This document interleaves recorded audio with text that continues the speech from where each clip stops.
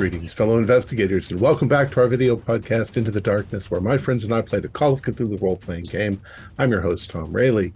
The scenario is The Burning Stars. It was written by David Conyers, and it can be found in Terrors from Beyond. I'm your game master, and this is episode 7. Our recap will be given by Max Meltzer as his character, Dirk Kessler, the one and only. So without any further delay, let's continue our journey into the darkness. Max? Yesterday, we figured out a terrible truth. I'm one person. Well, I guess I already knew that. We're one person. I'm them, they're me, whatever, or however you want to put it. All the rest of my companions are living in my head. Whatever that means, if they're ghosts, voices, spirits, demons, I don't know. But I'm going to have to live with them now. And they're going to have to live with me. Unfortunately, there were some benefits to ignorance. As they say, ignorance is bliss. But now it appears some of their powers have been lost after the realization. I went up into the spelling mistake. I went up into the hills to go kill something I can't explain. Something happened. Something. The things around me, they're following me. I may have to rely on them as things progress. The moment of inertia is too high. I can't stop now. Nothing will stop me. I'm going into the jungle. I'm going to kill a lot of people. I'm going to die. But I think living is going to be the hard part.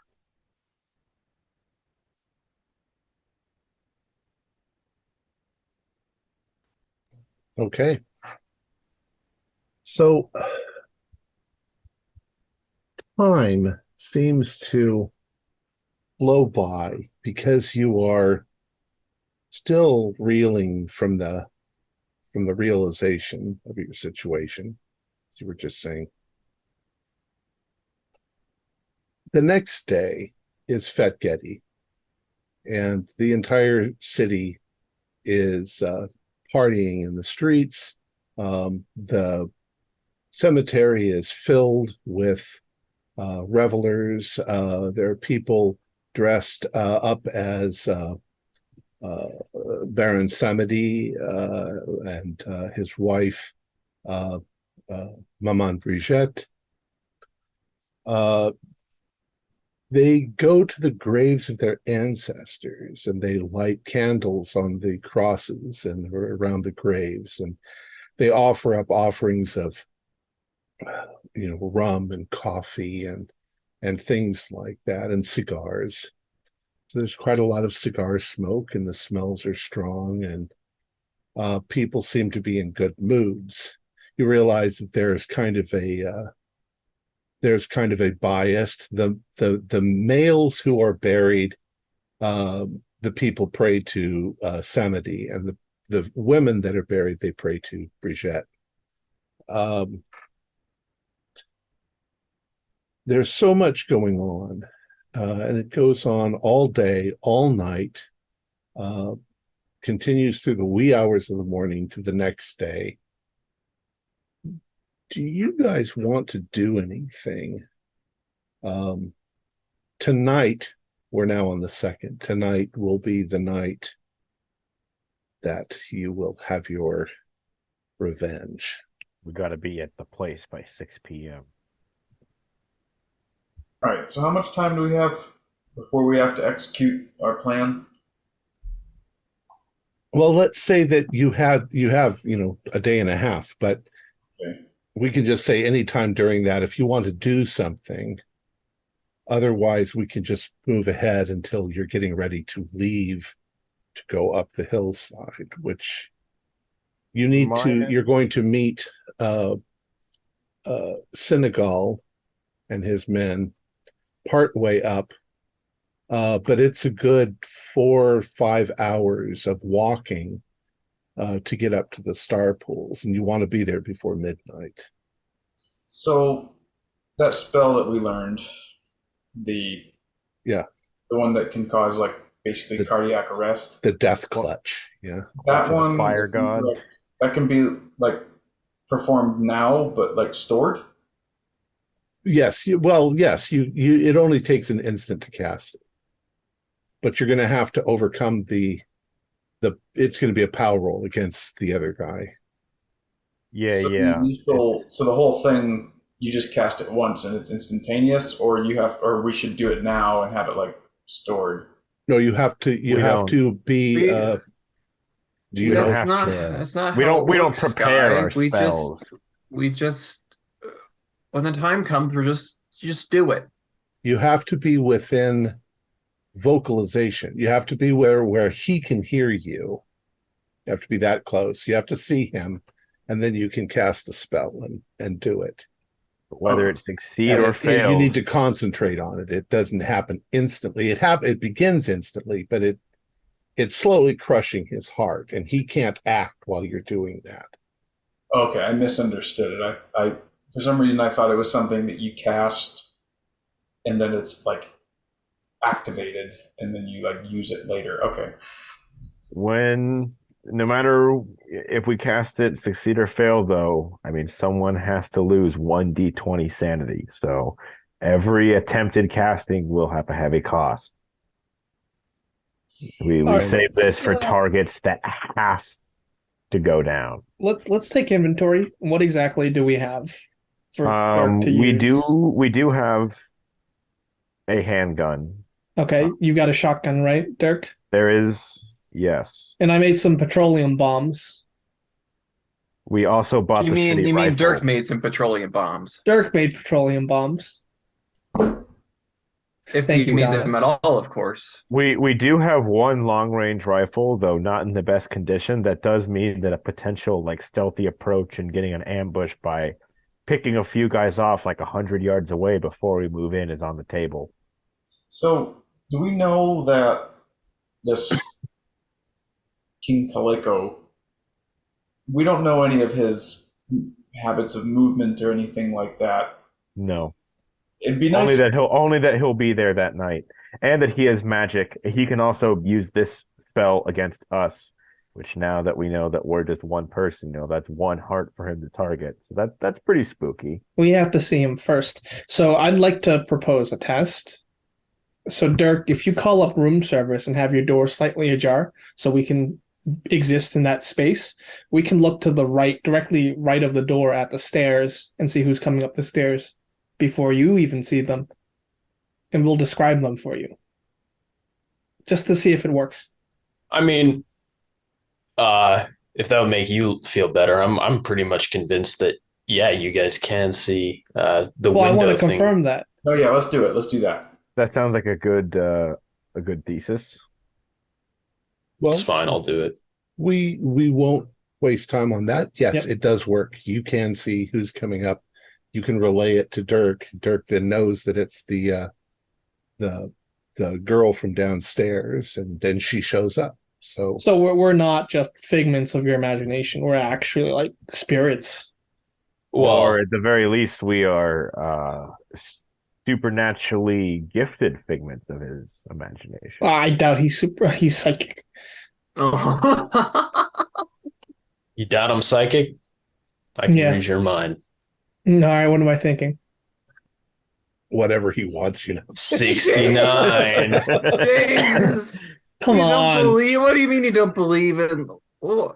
No, actually, it's a good little test. You, Dirk, don't know what he's thinking.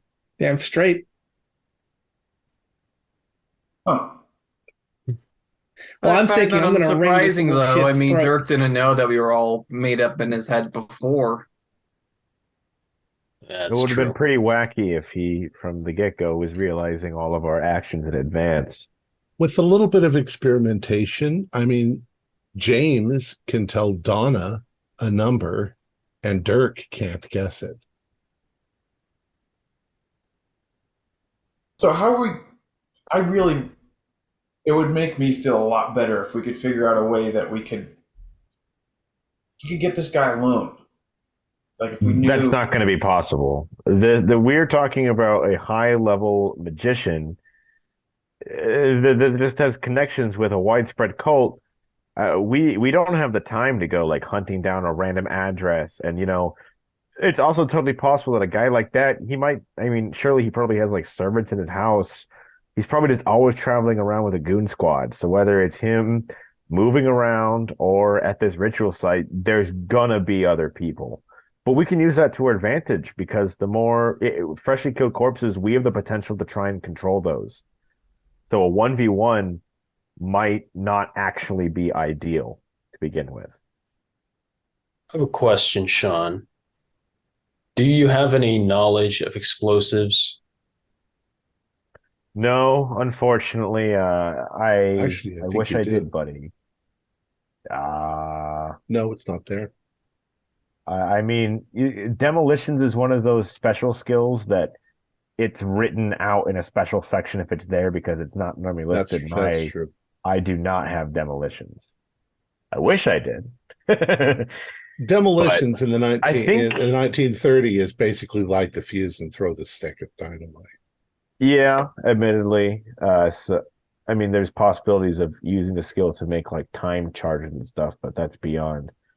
I mean, the base throw is 20, so like we could acquire dynamite if we wanted to go down.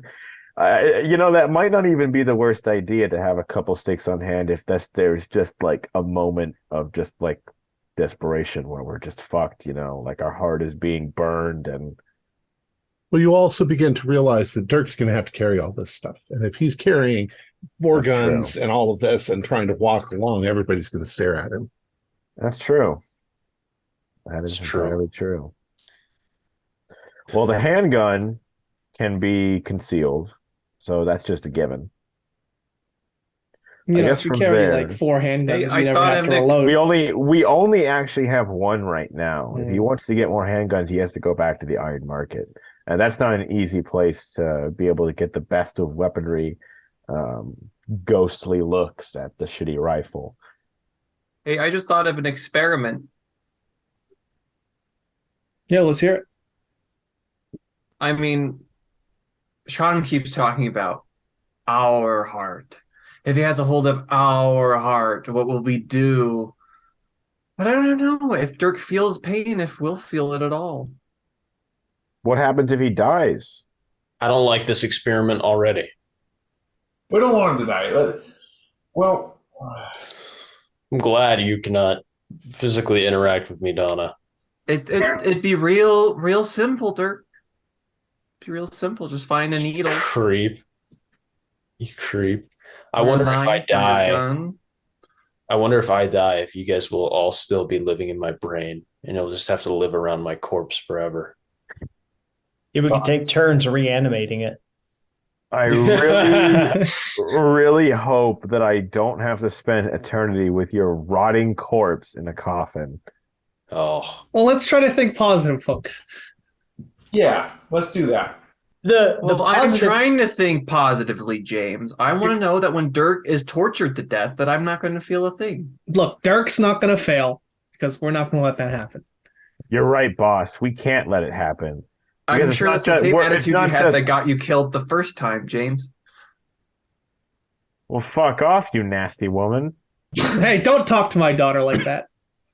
Only I can Boss, you and I are both dead at this point, so functionally our careers are over. You don't know am that. going to firmly act in the best interest of Dirk.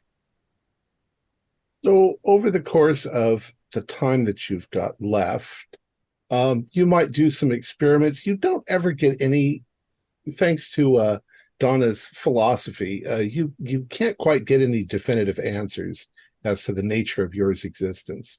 Of course, neither can any of the living. So,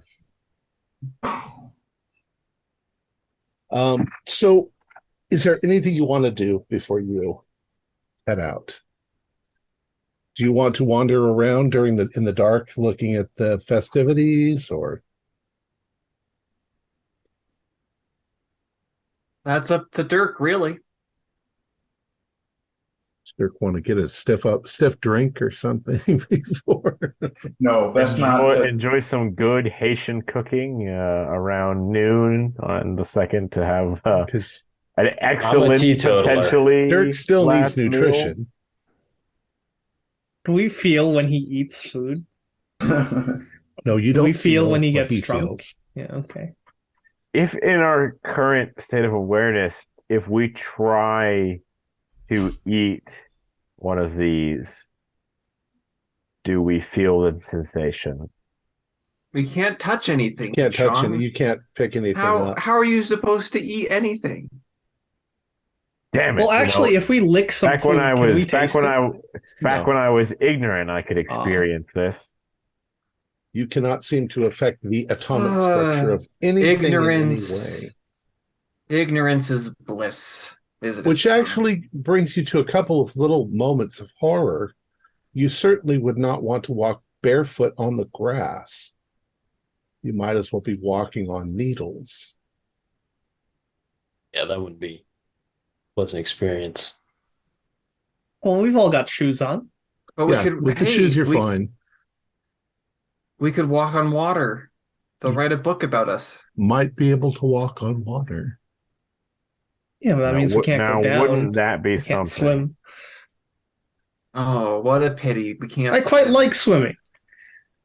I don't know. I mean, water just kind of sucks. You know, in those oceans, you know what kind of stuff lives down there? Have you ever heard of an oarfish? That shit's scary. Can't be any worse than anything up here. I mean, whatever's in those hills is most certainly worse than an oarfish. So, let's move ahead then. You're getting ready to go. By the time you leave your hotel, Fete Getty is still underway, and it will be until midnight. We'll say that it's about 6 o'clock in the evening when you leave. And I would like you, as you're walking through town, you know where you're supposed to go. You were told which road to follow up. Do spot hiddens for me.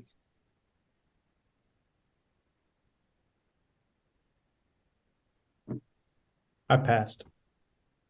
I passed. 14 is a hard success. I got a 22 under 60 hard. If it was Delta Green, that'd be a critical. Okay. So there are masses of people, lots of people. You can experience what they're experiencing. There's a lot of happiness and revelry and a lot of things that look very strange to Western eyes. There's lots of bones. There's lots of ritual that's going on and so forth. Some people, when they get possessed by the Loa, become very sexual and very, very sensual towards one another. As you guys are walking along, you notice in the crowd of people that there are a number of what you take for revelers at first that aren't reveling. They're sort of moving through the crowd, kind of in the same direction you are. And those of you who passed, you notice that some of them have eyes painted on their foreheads. And those same people look like they are carrying sabers that are real sabers, not paper mache sabers or part of a costume. And they seem uninterested in the revelry. They seem to be moving from the city towards the same direction that you are. Maybe there's 4 of them. Oh, we found some of them already.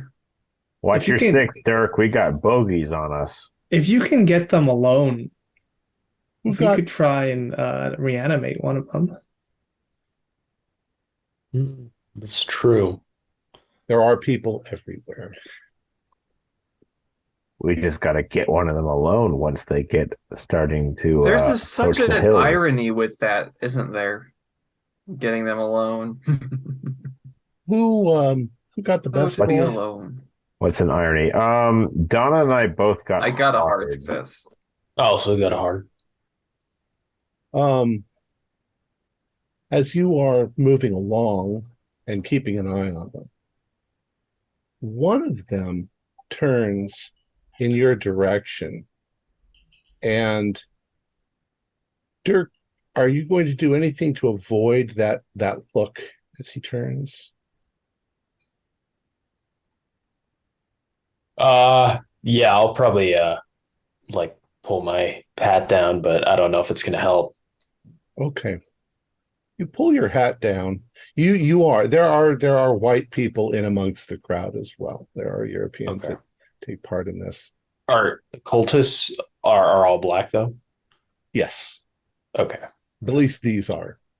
As this one turns and looks at you, he gives you an odd look, like he's trying to see something that's not there. And by the way the crowd moves, Dirk, you realize that he's not looking at you. He's looking at Sean, maybe? I Because- assume I could make some sort of realization as well.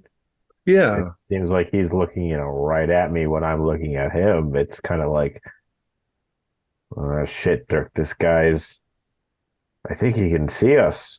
Or at least he can see me. You try to lure him away from the crowd. Like wave and then walk out of his vision. See if he follows you. It happens, and what he does is he turns to his companions and sort of gives them a look like, faster, let's go. And they start sprinting sort of through the crowd. Looks like we've been made. They're going to make sure that their higher ups know that we're on the move. Well, how are they going to do that, Sean? I don't know. It takes 4 hours to get there through the jungle. Indeed, but they're already on the move. If we want to, And we're not on the move? What are you... I'm What not. do we really want to this crowd? Do we want to be hot on their exact heels, or do we want to try and let some distance fall between us? Have to meet up with Senegal anyway. That's true. Yeah, Dirk shouldn't be fighting 4 people the same time. It's not a wise idea. All right. So they go ahead of you quite a ways, and they get out of your sight. You're following the path, and it's moving up into the jungle, so it becomes much harder to, keep track of anything. The sound of the crowd back behind you lessens as you begin to climb. You know that probably within a quarter of a mile you're going to come to Senegal and his people. And in fact, there is a large clearing that as you approach it, it looks suspiciously empty. But Dirk, as you come up to it, somebody comes out of the jungle and puts his hand on your shoulder and says, "So you've made it. You've arrived." And it's Senegal. Jesus Christ, man. He says, "Did you see any people with the eye on their forehead? We've caught a couple of them that just came up." Yeah, I saw a couple coming up here. Yeah, they've been coming up all day. Yes, and yesterday too. These are all just stragglers, I think. Anyways, he pulls you into the jungle, and you make your way a short distance to another clearing, and Senegal's men, he's got about 15 of them there with him. And then you notice that Mama Josephine is there as well.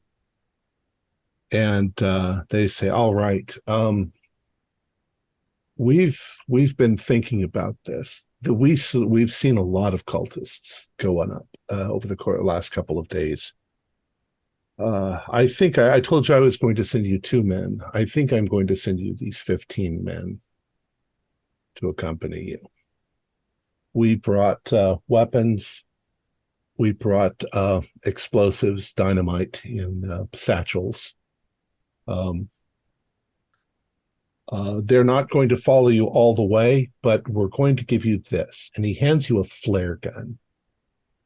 And he says, when King Kaleko is dead, fire off the flare gun and we will all come up en masse.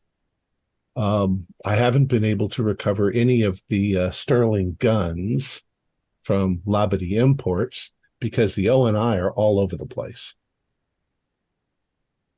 Yeah, that makes sense. Yeah. So He these can't. two He can't here, hear you, Sean. Yeah, I guess not, huh? these two Well, here, Mama Josephine can hear you. yeah, she's quiet. She looks upset and worried, of course. He says to you, these 2 men here are my 2 best. This is Anel and Wilkie, and they will help you to go up and find the star pools.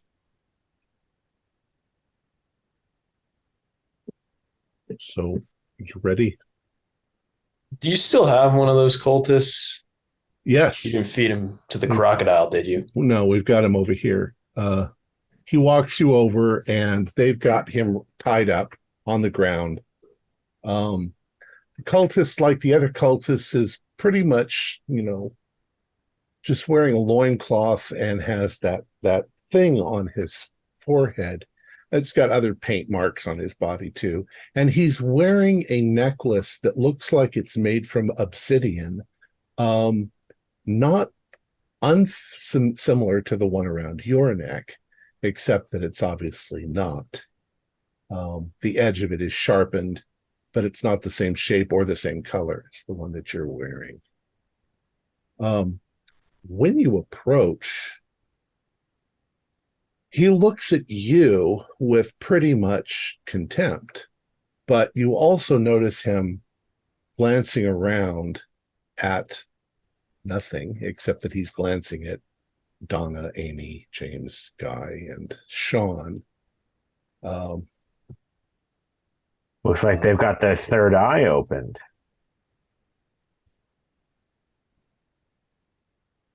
What you guys like to do? Can I approach the tied up man and place my hand over his third eye?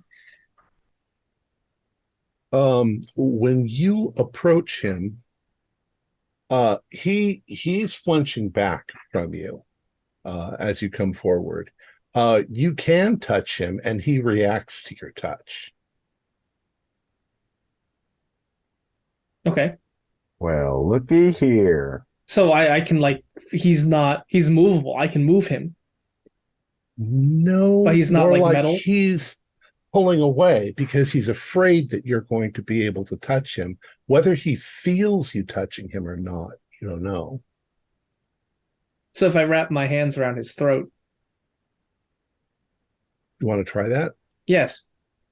When you do that, you realize that you can't really, as he's pulling away, there's no force that you're exerting on his neck, but it's scaring the shit out of him. He's acting terrified. Okay, I'll stop. I'll speak to him in French. The other Senegal and his men standing around, they're starting to have that look on their face like, why is he acting so bizarre? Because he probably starts calling out, get it away from me, whatever. When it's just Dirk squatting and staring at him. Dirk, you realize if you kill him right now, we can reanimate him. In front of everybody? Let me at him. They know of the cult's activities. I don't see why they would object. I think maybe I should have a private talk with this guy. So I'm gonna ask all the people. Look Like away. I'm gonna just I'm drag him gonna into bring the him. jungle. Yeah, I'm gonna bring him into the jungle for a second. I just need to ask him one thing. Well, he's tied up on the ground. You'd have to. Yeah, You I'll can ask drag the him. others to get away or back away. The jungle's Okay. pretty thick where you are. Yeah, that's fine. I'll do that then. I'm sorry, Donna. You said something. I said I was going to talk to him in French. Oh, okay.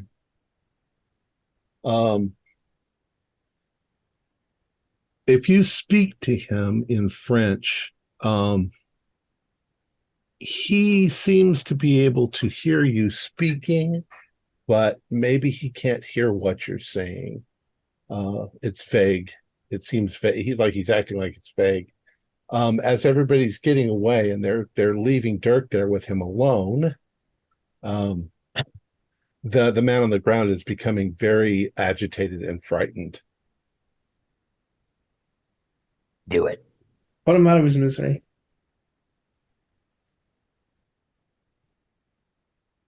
Well, once all of them are gone, I'm probably gonna be like, oh shit. Well, what should I do? Should I stab him in the face? Well, here's Use the knife. Slit Try his not to throat. damage what we can use.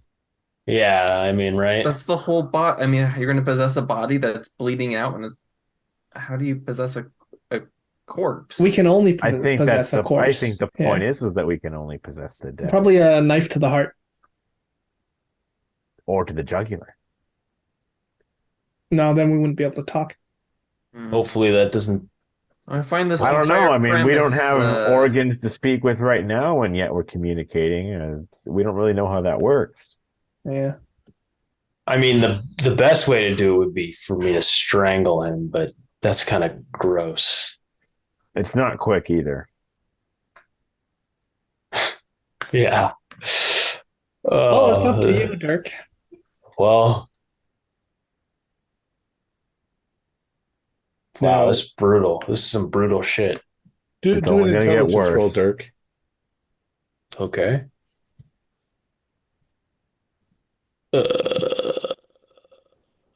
Pass. If you kill him and you can reanimate him, what are you going to do then? You certainly can't untie him and take him with you because all of these people think this guy's an evil cultist.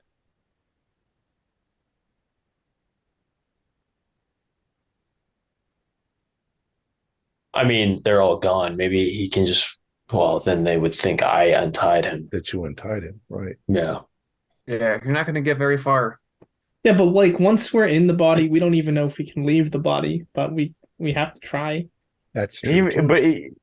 Yeah, we could just make it I mean, seem like this is an excellent experiment. Maybe, if James possesses the body and the body is re-killed, maybe he won't come back. I have an idea. At least I have an the idea. or we possess it, but the person possessing it just plays dead, right? So that just seems like we just murk the guy.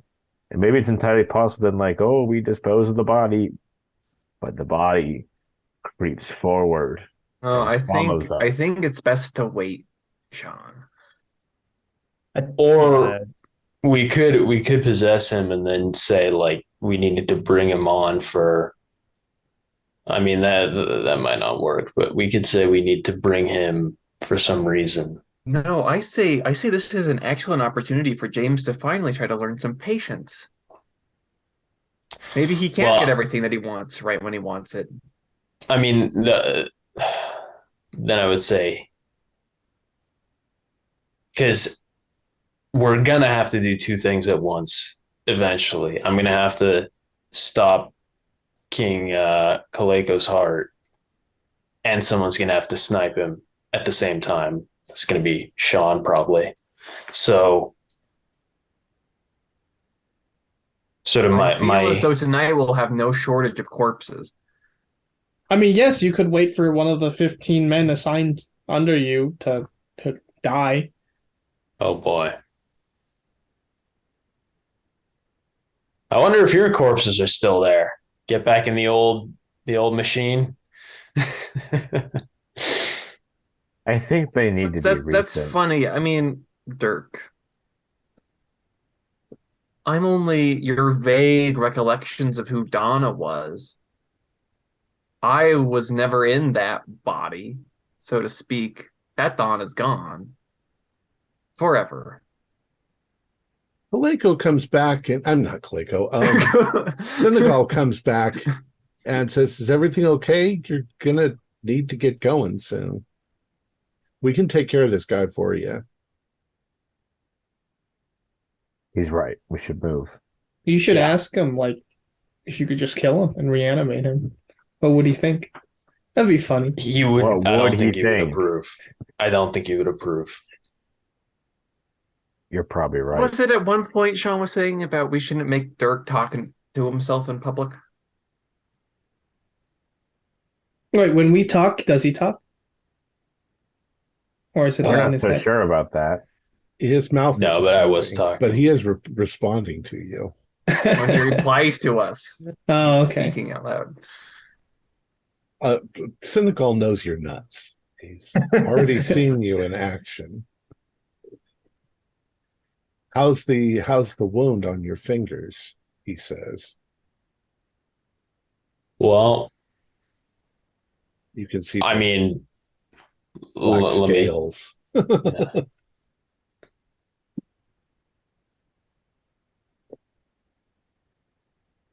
Yeah, it doesn't look good. But Come on, we'll take care of hopefully- any stragglers that come up behind. All right, let's just go. All right.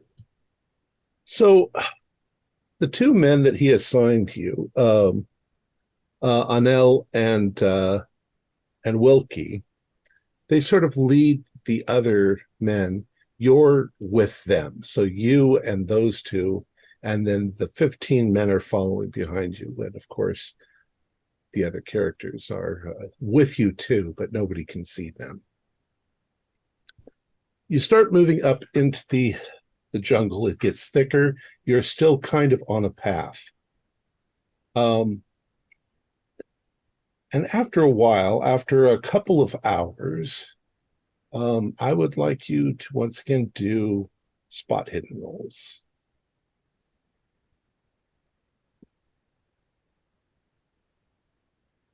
I rolled an 08, so that's an extreme. 50 is just a regular success. Okay.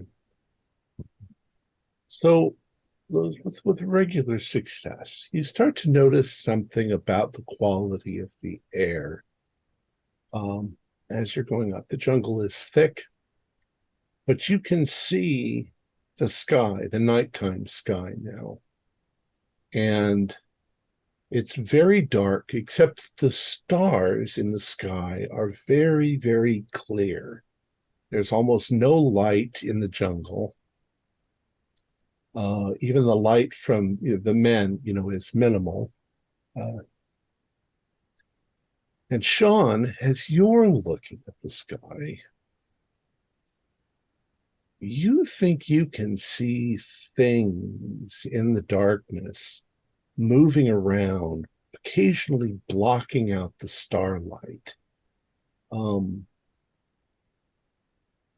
Sort of snake-like things in the sky. There's also no longer any insect sounds or frogs. It's going dead silent, which in the jungle you have never heard ever. It's always noisy.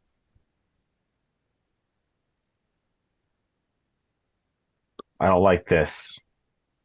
There's shit flying around in the sky, and it's getting real quiet. When he points that out, can we notice that? Yeah. And like I say, the sky is full of stars, but there's things moving up there in the darkness. As you are noticing this more and more, they seem to be getting larger. And all of a sudden, one of your men, one of the 15 men in the back, suddenly screams. And as you turn to look, he is lofted into the air up above you. And there is this thing. It looks, if you were going to describe anything that you've ever seen in pictures or fantasy or whatever, it would seem to be almost like a dragon. It has wings, except that it doesn't have features like arms and legs. It has tentacles and eyes, and the wings are not symmetrical, and it sort of floats in the air like a snake or a lizard. And you can see that there are other ones approaching the crowd. There is also suddenly a rain of body parts and blood that splatters down from the sky. And people are freaking out. A few of them have dropped to their knees and they start shooting up into the sky. What do you guys do? Can't We reanimate. need to make a sanity roll. Sanity roll. Yeah, you can do sanity roll. And by, Being winged do we need serpent. to just Dirk need to make a sanity roll? Do we all need to make sanity rolls? You all need to make sanity rolls. I I failed. failed. Bad. Failed. 1d4. Okay. 1d4 on the failure. Okay. I lost 3. 3 I as well. lost 2.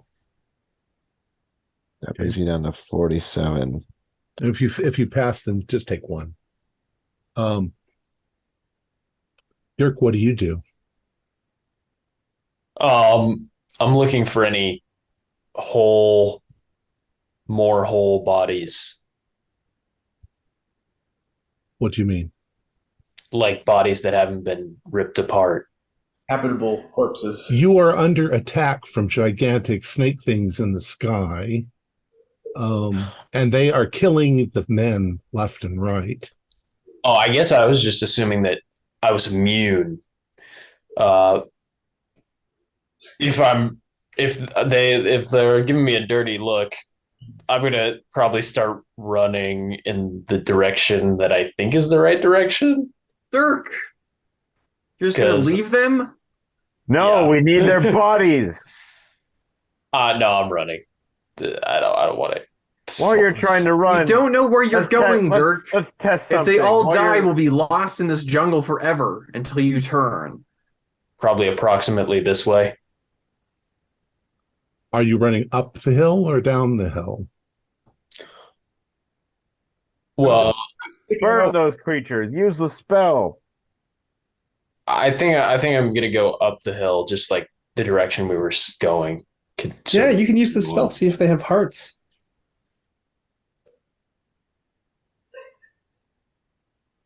What do you want to do? You just gonna run? Yeah, I think I'm I gonna want to run try towards... to take control of his body to stop him from running. Power roll opposed. Well, I have like 1,000,000 POW. 73. That's just a And regular you roll with success. penalty, right? Are you guys yelling at Dirk? Are you guys trying to? I am most do something certainly else? yelling at Dirk. What are you yelling? Don't do it. We need to at least get bodies if we're going to flee. What am I supposed to do against that demon? Shoot them! Use that rifle. Blast them. Okay, I guess I'll shoot it. I don't really think that's gonna do much, but I'll take a shot at it. Is it so big that he gets a bonus die?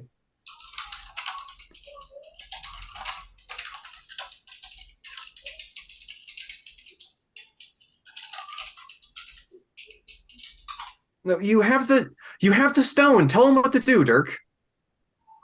You The gonna stone shoot? around your neck. It's your purpose. Tell them to back off. Command them, Dirk. Okay, I'll try that. That seems like a better idea than shooting. I'll try to command the creature. Roll POW. Okay. Well, I have a... Yeah, no, with my POW, that's a crit, extreme. Okay. You guys, as people are screaming and shooting and being torn limb from limb, one of these things with a hideous face, if you call it that, is turning towards you and moving in with jaws open and claws out to attack you. And it just suddenly freezes in the air as it's looking at you and stops dead as you command it. What do you want to command it? Kill attack the others. Now the other people, the other flying things. Yes. Yeah. Or Okay, I'll do you that. could get onto it and ride it to Starfools. That's a very that's bold pushing it. idea. I think that's pushing our luck a little bit. I'm not really feeling utter control over this beast. What do you want to do? So I'll tell it to kill the other one. Okay. It's going to turn and start to attack the other hunting horrors. And when it does, there suddenly ensues a kind of battle in the air with all of these things coming together and attacking, except they're just attacking the one now that you're commanding. And very quickly, they tear it limb from limb. And they are then going to continue to attack. What would you like to do? Well, it Command another one. distracted them. Control another one. Do you want to run? I mean, or do you want to try to control? I mean, that's kind of taking the wind out of my sails. So I'm gonna run towards the star pool. So I'll run. While he's beginning to uphill. run, there's that moment where we're around. Are there any corpses that us ghosts can try to inhabit? Do a luck roll. Is that me rolling luck or whoever has the lowest? You. Okay. I rolled an 07 under nice. 46. Does that mean the hunting horror didn't get torn limb from limb? No, that means that how it one works. of the bodies that's left on the ground Hmm. is mostly intact. You're not sure that it could actually walk, but it's not just body pieces, which what most of the people are at this point. You want to try? It's worth a test. Okay. Do a power roll. Just a regular. You are able to sort of hunker down and slide in to the body. Two things happen. One is the body begins to twitch, and the second is you suddenly feel a great deal of pain because some of your limbs are missing. Right. At least some of his limbs are missing. But you So can did he seem start to get screaming? his- Well, yeah. I mean, he's able to suddenly. It looks to you like the man suddenly sort of comes alive and is screaming.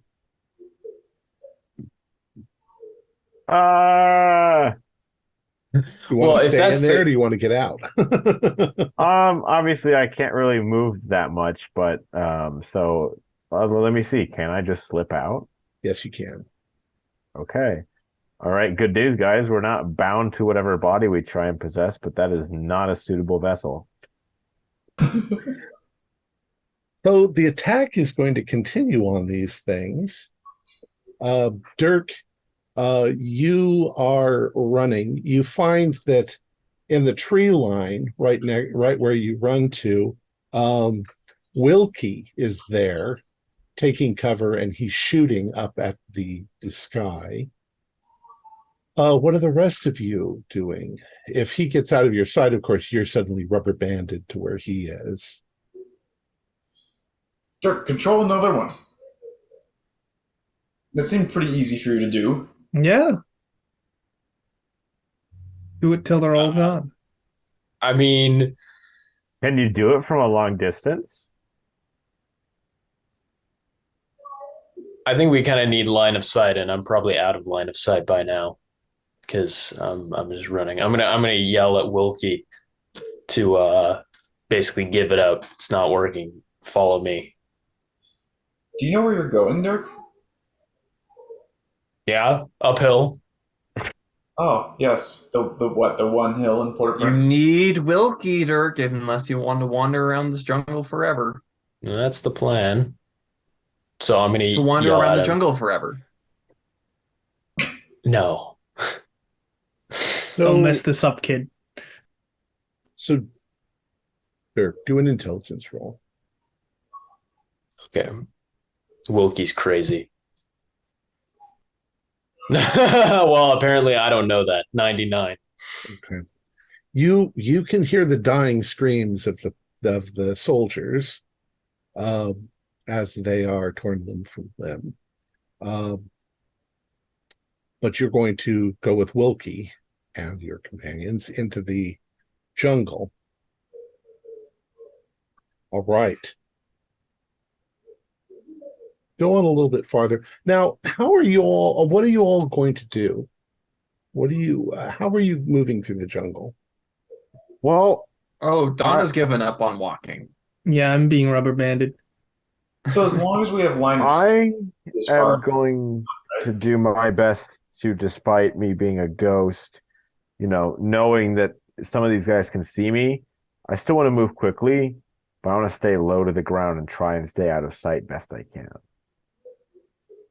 So we can go as long as Dirk can see us, we can go way ahead, right? Just as long as line of sight is maintained. Correct. Which in the jungle isn't very far, but it's maybe 50 feet. Better than nothing. Oh yeah, then we can go ahead of him and scout out for him like the hotel trick we did. We can at least give him, say, we could 50 feet is our average line of sight. We can at least, I mean that would be a good warning. You Yep. know? And we could even kind of fan out, so like stay within his like cone of vision, right? But all be about 50 feet away, so we have sort of a good visual buffer for him. Yes, that's a good idea. What? So like on a y-axis, we've got someone like directly in front at 50, two at 25, another two that are like close to 0.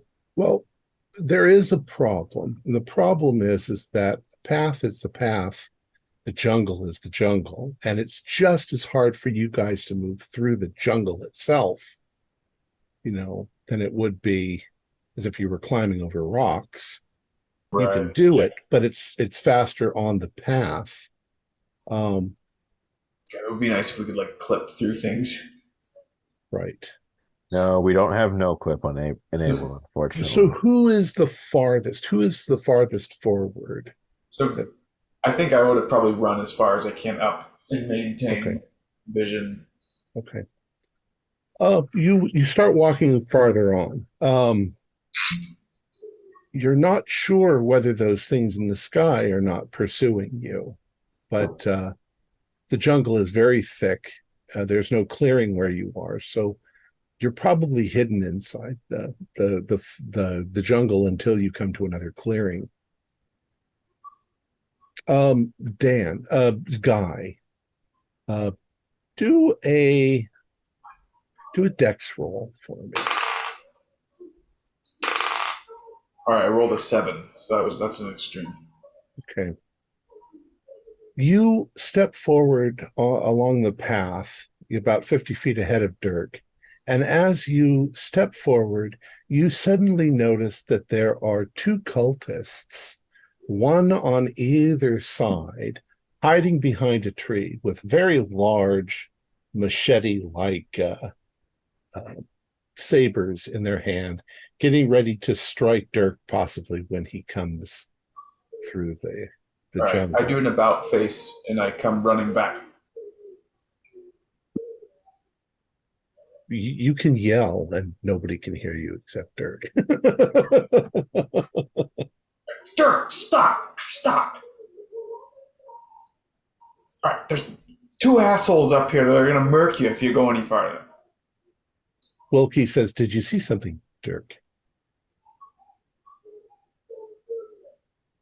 Yeah, there's 2 guys up there. They're on either side of the trail. You're gonna walk through, and they're just gonna garrote you. All right. Where are the rest of you? Wilkie. Can all the rest of you see what he's talking about?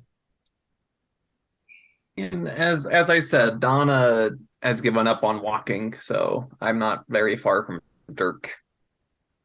Because I just You Dirk don't keeps feel walking any past me and I keep- tired or any fatigue. He's just Right? staying behind and getting rubber band. Yeah. I don't. I think it's more I mean, of a- you're talking about physical. Like you're like, I don't feel physically tired or physically fatigued, Yeah. but Donna just doesn't give a shit. All right.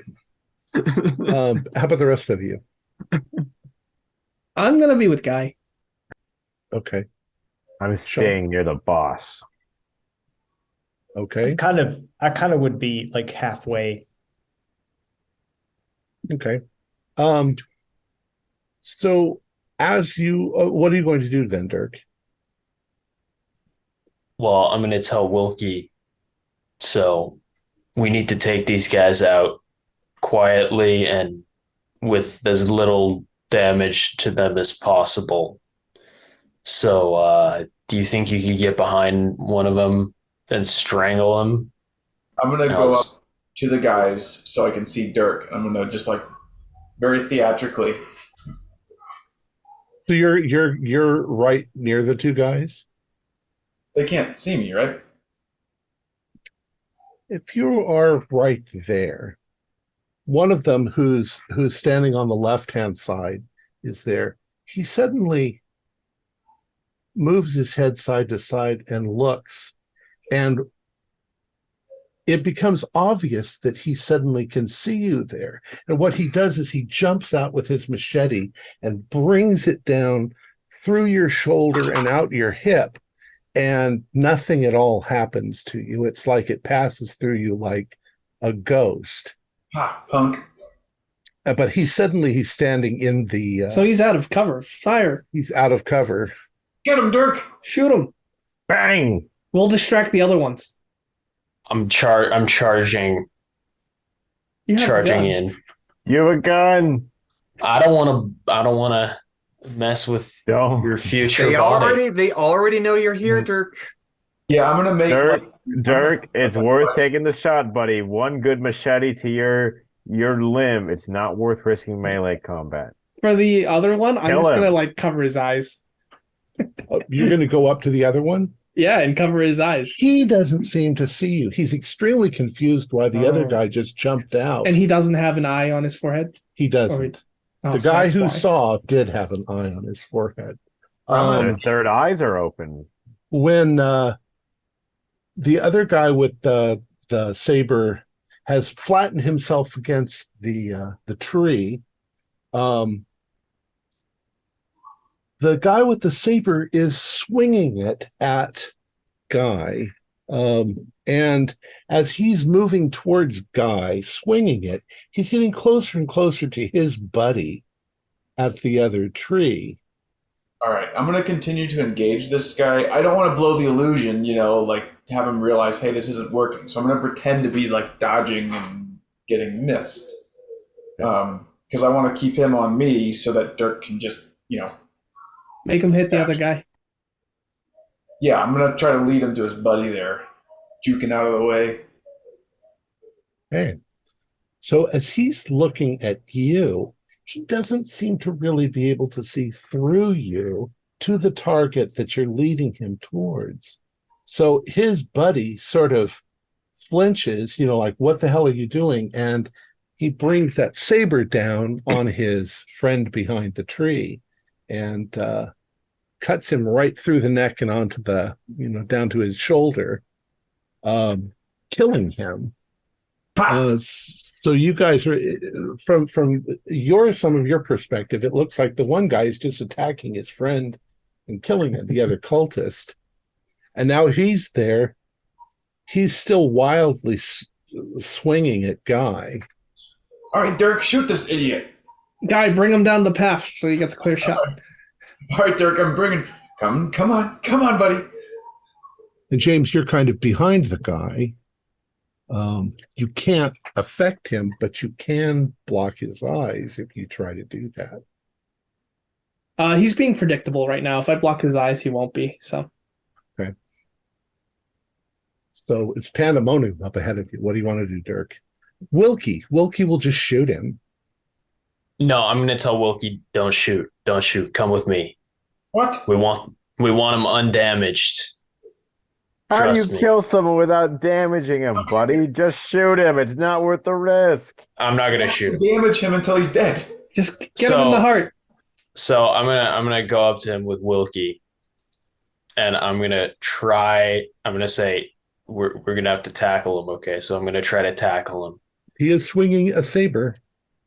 Do Don't your do it, Max. Don't do it. heart attack thing. Oh shit, that's a good. Yeah, I'm gonna do my heart attack ability. Okay. I'm willing to take the sand loss. Oh, boy.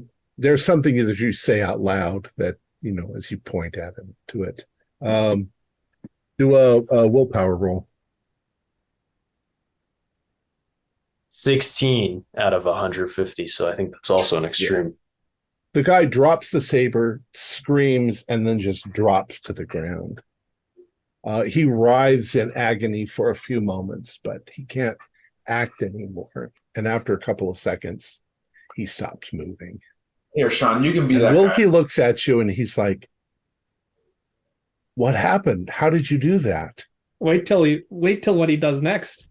And I know he He can't can't hear me. hear you, James. I know, but that was for the crowd.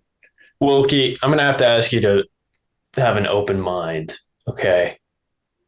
Well, yeah. Sean, you can. You spent one of your 30 magic points, I think, that you have to cast that spell, but I'm going to be taking that 1d20 sand loss. Maybe you shouldn't take that because you're gonna possess him. Well, I already said I did, and I already rolled. Yeah, you have to take a oh, 1d20 sand loss for killing. And I rolled a 9, so I am down to 38. Okay. Did you get a bout of madness? Do an intelligence roll for me, Sean. I failed. You failed. Good. So you're shocked and horrified, but you don't quite comprehend what you did, the magic. So you don't have to have a bout of madness. But you did take sanity loss. Well, his heart stopped. You can start it again, and it should be painless, hopefully. Well, Sean, I'm going to try and reanimate it. Okay, power roll. For Sean. Tell your friend not to shoot the body that's reanimated. Once again, I rolled a regular success on power. Okay. So you start to move into his body. Or And tell him. It starts to twitch. And Wilkie, I'm just gonna say, don't shoot. Don't shoot. Don't But- shoot. It's but okay. it's coming back to life. No, he's a zombie. He's one of our boys. Wilkie looks terrified. When I get control of this thing and I stand up, I wanted to say, "We're gonna kill that Calico bitch."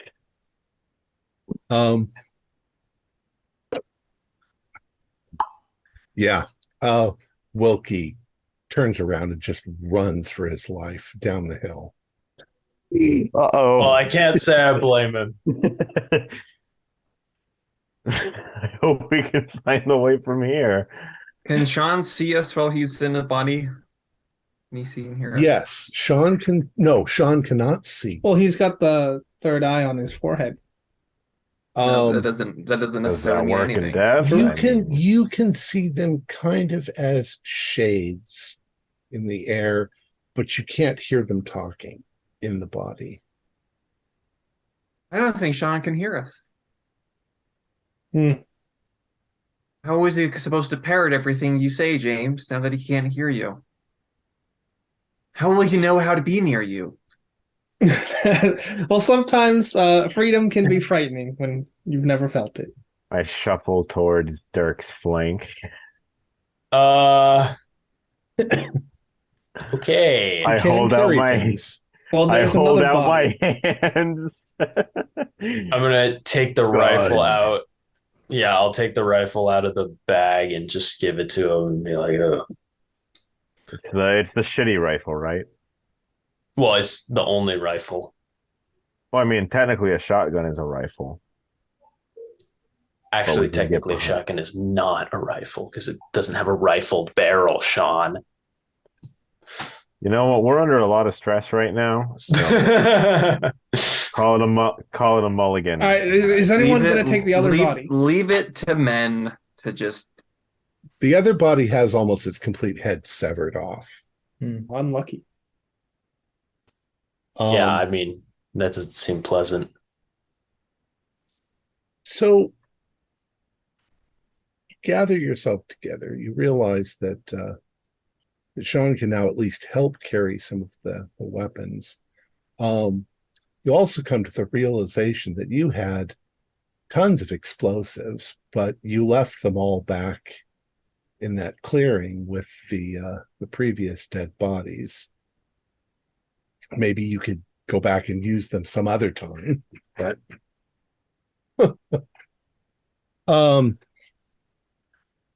so once again, you move forward in the jungle. You figure you've probably got about an hour left. The stars in the sky just seem to be multiplying like crazy, like you're getting a telescopic view of the universe with stars and galaxies and planets and everything else. And then you come to a small clearing. You don't see any snake things in the sky.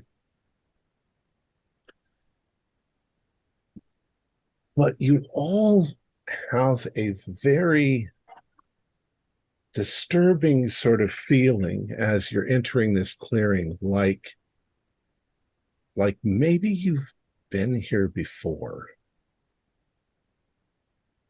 I think we may have come to our graves. Speaking poetically, of course, I don't think they would have gone to the trouble to bury us. Well, there's a lot of, grass and ferns and vines and stuff like that. Amy, as you are standing there, there's a very small sort of trodden path going off in one direction, and you feel kind of compelled to take a look. The same goes for each of you, except for Dirk.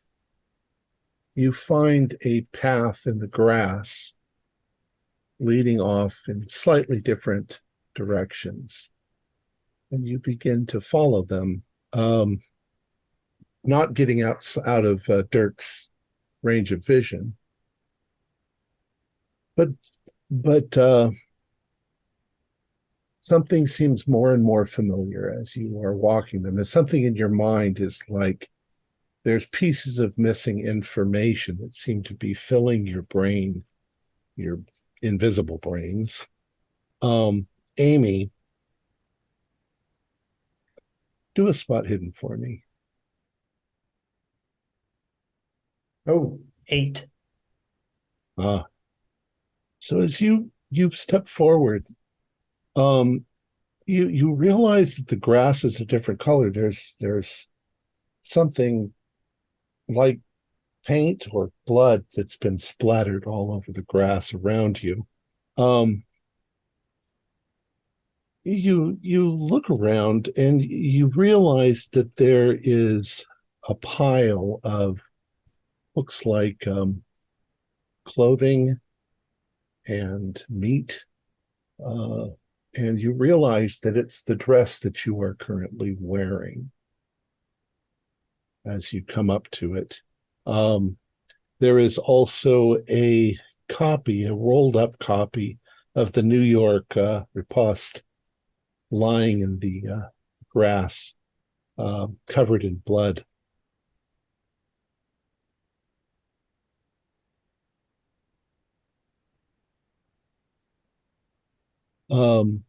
Guy, as you're walking along, you start to see something similar. There's blood in the grass. You can see it, a light from the stars is shining down, and you see the redness. And Up ahead of you, there's something sticking up out of the grass, and you realize that it is a boot with a foot in it, and the bone is sticking up out of the top of the boot, and it's the kind of boots that you wear. No, that's my boot. I'm having a hard time with this. Like, no.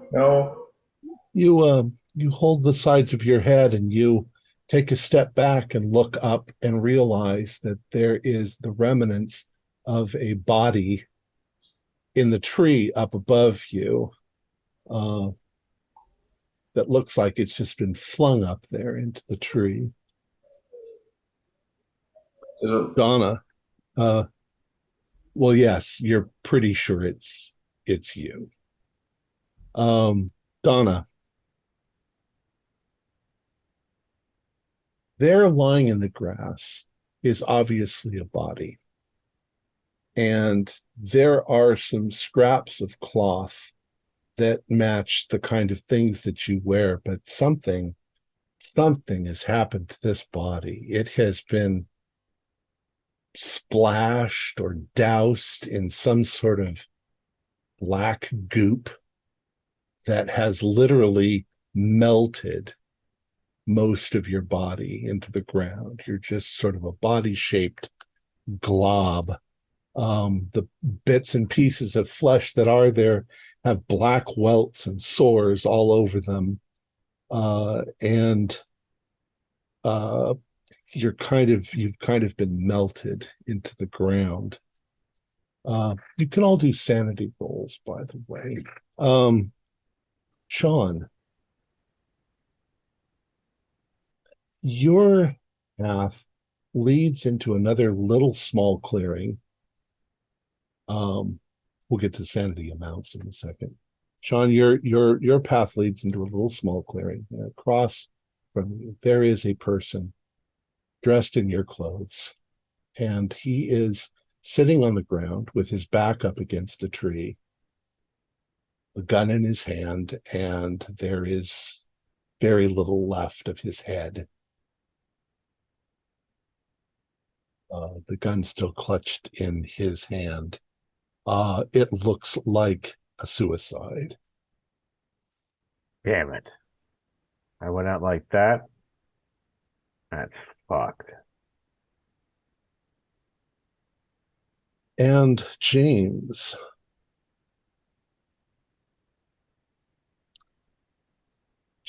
you find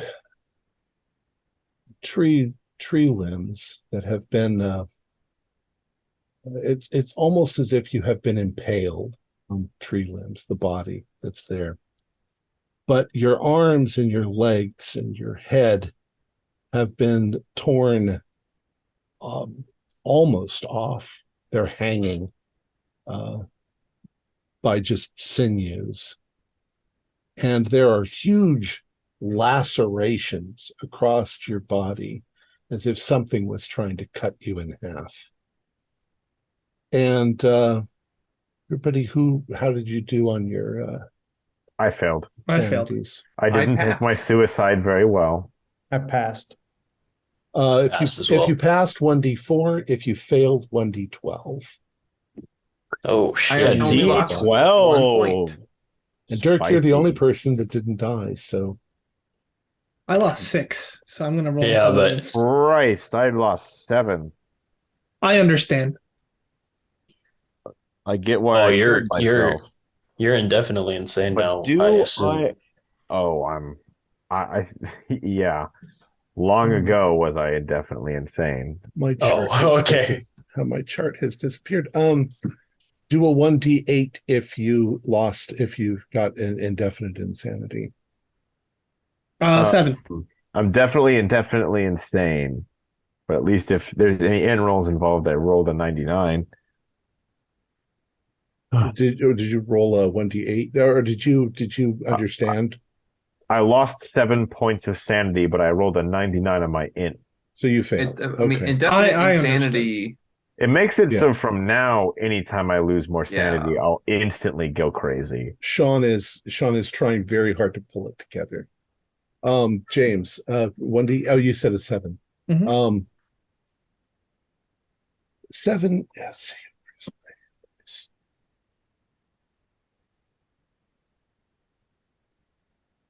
So you feel as if there's that sort of rushing sound inside your head, like all the blood's rushing to your head, and you think about your empire and how successful you were and how this is all ended in disaster, and Jack's going to have to die, and the rushing sound in your ear drowns out everything else. You become completely deaf for 1 to 10 rounds.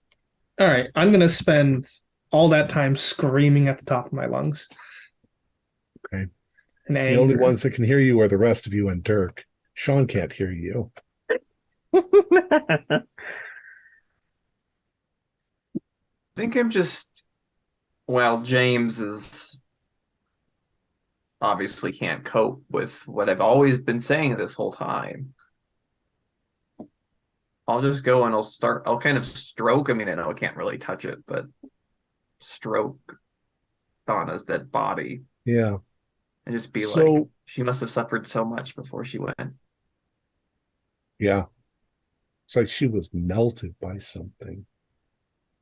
And as you look around, you can see that there was maybe a week or week and a half ago, a great disturbance in this area. There are trees that have been uprooted. Something came in here and wiped you out. And it's a wonder that Dirk actually made it out alive. But then he tends to run, doesn't he? All right. So, feeling your mortality, you move on towards the star pools. You begin to realize, too, that there may be other cultists. There may be that this path that you are on is definitely going to be the main path that everybody is taken up here. You start to hear in the distance noises. You hear drums. You can't really see anything because the jungle is, 20 feet all around you going straight up. But you definitely think you must be getting close. We need to approach from the jungle, walking the main path. We might just walk and then suddenly be surrounded by 20 people. I mean, we can just scout ahead. I mean, for you, that would be fine, right? Yes. I'll go in. I'll give support with the rifle when I find the place. I can hear the noises. I can follow the sounds. And you look like a cultist. I wonder if you could leave my sight in your. I think I mean, can. let's. Yeah, we can just immediately try that by me just walking He behind. can walk behind you. Yeah. I can't see the others or hear them. They're just specters. Well, I consider yourself blessed. don't think I'm blessed for much longer. I think I was doomed a while ago. And Sean, it does feel like you need to exert a certain amount of willpower to keep that body moving. I can't do this forever, so I'm going to get moving and do my best to support you with the rifle. Okay. With this and the spare ammunition we bought, I should be able to take out quite a few of them. So, Sean, you can move along the path up ahead, past Dirk's position. After about a mile, as you guys are coming, I assume you guys are still following along. Sean, you come to an opening in the jungle. There is a huge area, big open area. There are torch lights all around, and you can see that there are probably about 300 people. They're all similar to you. You do notice that there are white people in amongst them as well. Some have eyes on their foreheads, some don't. Now to describe, I'll give you a general description, although you can't see it all at the same time, but you've got a few minutes to where you can tactically, since you're used to that, plot the area out. So you are coming in from the west. Okay. So you're actually more over here. Okay. The main path now is here. You've scattered around. These are the star pools. There are 6 of them irregularly shaped, and they seem to reflect the sky in a remarkable manner. They also seem to be glowing green with their own internal light. There are 19 monstrous-sized monoliths that circle the whole area, and they look like they have carvings on them, writing on them. In the center of the pools, there is what looks like a stone altar, and completely surrounding it are skulls. Hundreds and hundreds and hundreds of skulls. And then over here, there are 3 huts. They're, maybe 20 feet across each. They don't seem to be decorated in any way, but they have hanging as doors. It looks almost like canvas, but maybe it's skin. The first 2 are closed, and the third one is open. And that is what you were seeing. All right, Dirk, let me go take a look. Is there a sandy roll for seeing all that? I think you were expecting it. There's noise. There's people. The people are reveling. Most of them are just dressed in loincloths with body paint, and somehow a lot of them have eyes on their foreheads. They are dancing in very sensual sort of manner. There's probably some fucking going on, and they're hooting and hollering and screaming and dancing and reveling. And you can see that some of them are even bleeding, as if they've cut themselves. Most of them have necklaces made of obsidian around their necks as well. And I would like to take a small break because I have to go to I you can think agree. about This works for me too. I know my first action is I'm going to go prone and aim my rifle at the altar. All right, I'll be right back. Prime place. So, yeah, you think the guys in the tent? Well, I want to go take a look at him. Well, you have to be careful because remember, the cultists can see you. Some of them can. That's fine, because if some see me and they start chasing me, I'll just lead them out somewhere else into the jungle. So then you have fewer people to deal with. That's true. You could just like run out in some random ass direction, and then you eventually disappear as you rubber banded back to me. So yeah. Well, I could just also lead them on a chase, like all around. Yeah, exactly. Rubber band back to you. They'd be like, "What the fuck?" Oh, this is really good. Too bad I am so tired right now. Like, I honestly have not slept like at all for 2 days. So I think after this, I'm gonna like pass out. Why haven't you? I just, I have problems with sleeping sometimes.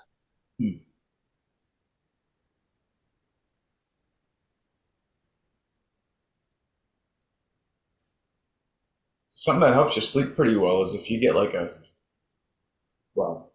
Yeah, if you get like a gym membership, like or do any kind of exercise, that shit tires you out. No, you're not wrong. I mean, yeah, it's true. I'm going to post this really quick in the so that you guys can take a look at it and plan your strategy. There are, like I say, about 300 people all through the middle of that. And there's drums and there's noise and there's screaming and there's.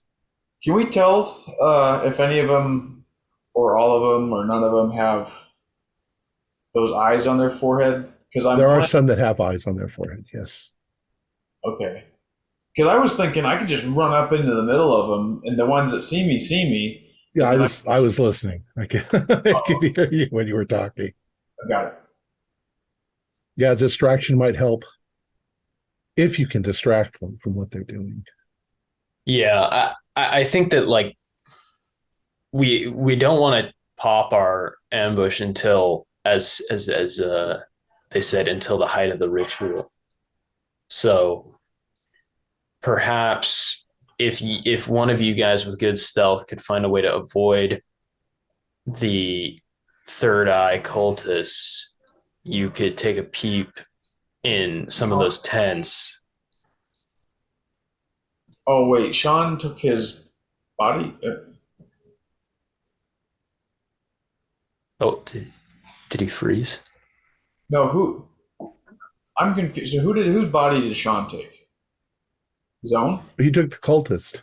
Oh, okay. Yeah, But he's kind of messed up, though, right? Yeah, no, definitely he's a zombie. He's not completely. But can they? But be like bad enough to where if he walked into that group, they'd be able to tell. Probably not, because he's. I mean, if they really looked at him, but it's really nighttime. They're all celebrating. They're all celebrating and screaming and cutting each other. So there's the picture I put in that Discord. God, this would be perfect for like tear gas canisters. Too bad we don't have them. I don't know if they had tear gas in 1930. Actually, they not tear gas. They have they used gas in World War One. They used mustard gas. That would kill everybody, including the good guys. Tear gas was invented in World War One. Was it? It was, yeah. The first poison gas attack was tear gas, not poison gas. Immediately after World War One, like all these countries were like, never again. Before that, the idea of riot control was just shoot above their heads and then shoot them if they didn't leave. Well, yeah, early 1900s and like late 1800s, labor strikes and stuff like that. I mean, the cops would just open up on them. Like they weren't using like less than lethal rounds. They were just blasting people on the picket line. Are you implying that the police in America are only devoted to protecting capital and not people? And they use rubber bullets now and tear gas. So I think that's a lot. No, I'm not going to. Yes. We've seen some improvements. All right. Okay. So as you're looking at this huge crowd now Dirk hasn't caught up yet. I haven't. Okay. You're slowly catching up. Yeah, you don't want to stop. Alexa. Siri, shut up. Siri, shut up. Oh dear. Those darn Yithians have been altering our technology to interfere with these recorded games. The Yithians is what took out my internet last week, I swear. Okay, let's start again. Hopefully, I won't say the same combination of magical words that activate Siri. No, that didn't do it. All right, so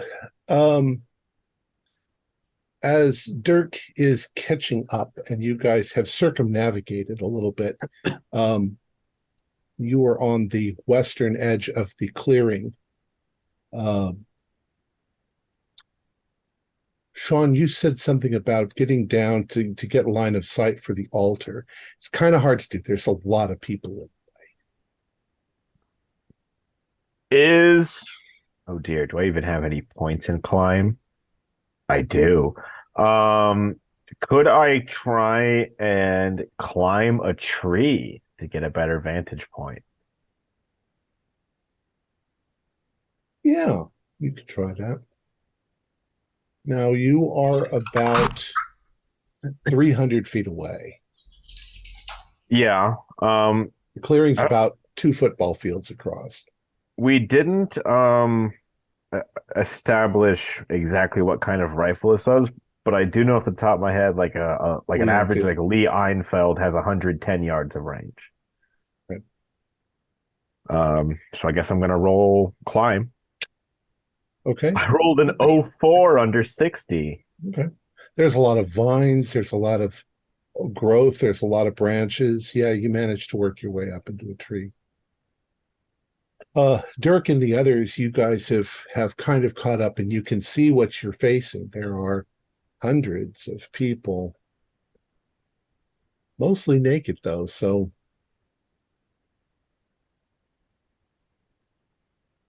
and the focus does seem to be those 3 huts. What do you guys want to do?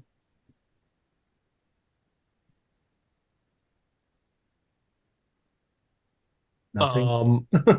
Well, first, if I've showed up by this point, I want to see if there's any possibility that I could blend in with the other cultists. Not the way you're dressed. Yeah, not the way I'm dressed. What if I stripped completely naked? You'd still be white. Okay. I mean, there are some white people in there. You have the stone around your neck. It's best just leave your clothes on. Find another way. Well, I think someone should check what's in those tents. Because if the guy is in there and we could just sort of like, I don't know, sneak up and like do like peek in the tent and like blow his head off. Oh, they're not tents, they're huts. It's like the lake vision.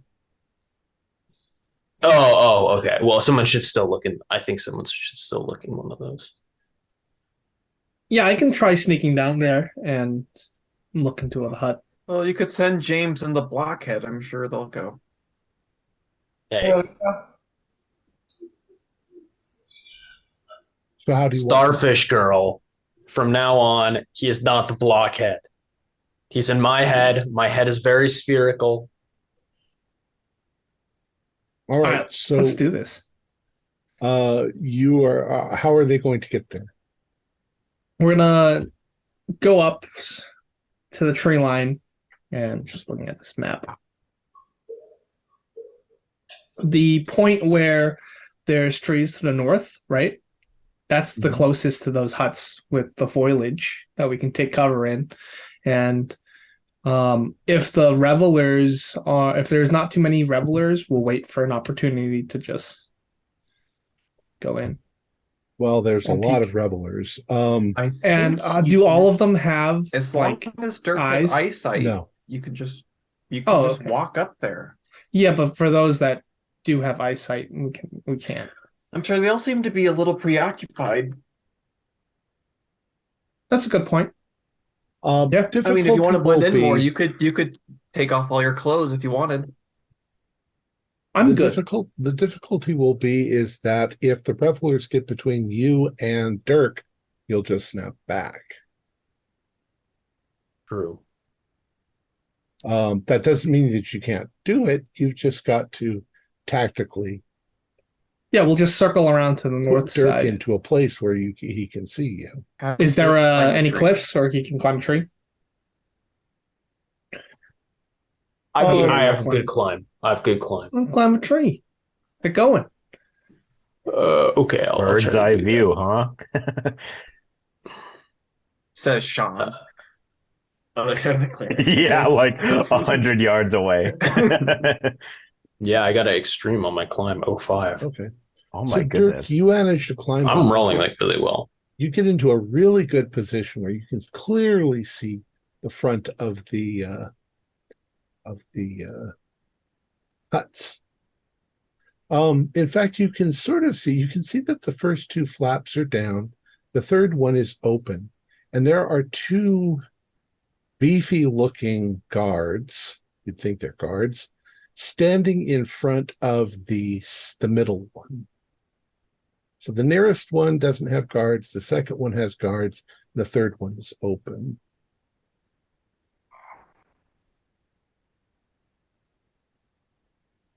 So what do you want? How, with that knowledge, James, you were going to try and get there? Who else? It would be me and Guy and I. Okay. So how are you going to go? There are people with the eyes on their foreheads. Yeah, so like I said, if we are going against the north part of the perimeter, Okay. we will encounter less people. Right. And then other than that, we'll Yeah, if we could keep the huts between us and the throng of ululating cultists. If you attempt to step behind the huts, you will snap back Oh, because Dirk won't be able to see you. well, we're gonna keep him in our line of sight. Okay. So we All right. know when we're about to like snap out. And if we give you like a sign, which is us like waving our arms like that, I need you to just close your eyes for like 5 seconds and then we'll snap back. We never actually considered blinking, but just ignore blinking. So will the blinking work or not? Well, will the closing his eyes close? would work, but Okay. Just don't blink. yeah. Oh god. All right. Video So gets copyright struck. you I'm just managed- winking like You manage to worm your way closer and closer. James and Guy do spot hidden rolls.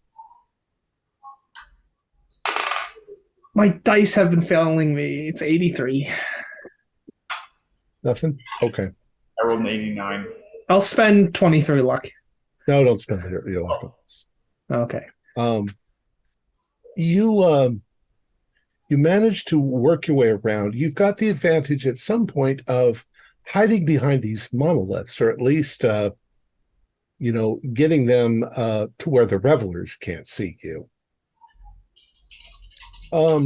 You do notice that there is writing all over the monoliths. Do a POW roll. All right. Both. I can't possibly fail this one. I rolled a 94. come on, man. I matched my power. Oh, so you okay? That's a pass. Okay. So for a moment, Guy stops and he's looking at this monolith that you're next to. It's written in an alien language, something you've never seen before. But the longer you stare at it, the more it sort of seems to be whispering into your mind. It's a soul-shattering sort of thing. You're getting a glimpse into kind of a mythos tome, but you don't really have time to stay there and read it. But you feel that if you stood there long enough, you'd begin to understand what it is. So do I feel that I'm in a position where, so how long can I hold on to this? This seems like something I might learn something from. Can I focus on it? Sure. You stand there for a couple of seconds, James, are you going to stay there with him, or are you going to move on? I'm going to keep moving if I You're don't going to keep moving. see that. Okay. So, Guy, you stood there for a couple of seconds, and you begin to realize that the stones are talking about the star pools and where they came from. And you begin to think that what this is these are instructions on how to summon the god that they are attempting to summon. You can't get all the story because this is only one of 19 stones. But this must be how they figured out how to call for this other god. Okay, so is there anything I can glean from this that would help me stop them from doing what they're doing? Like learning something? There's not enough written on the stone that you're in front of, but you don't think so. It's not about stopping it, it's about causing it. Well, I guess what I mean to say is like learning some key things they need to do to summon it and stopping one or more of those things from happening. You don't know. There's not enough written on this one stone. All right. I guess after I feel like I've had enough, I'll just eschew it from my head and get out of my head and join James. James is getting close to the first tent, or the first hut. This is the one that's closed, right? This is the first one, yeah, that's closed.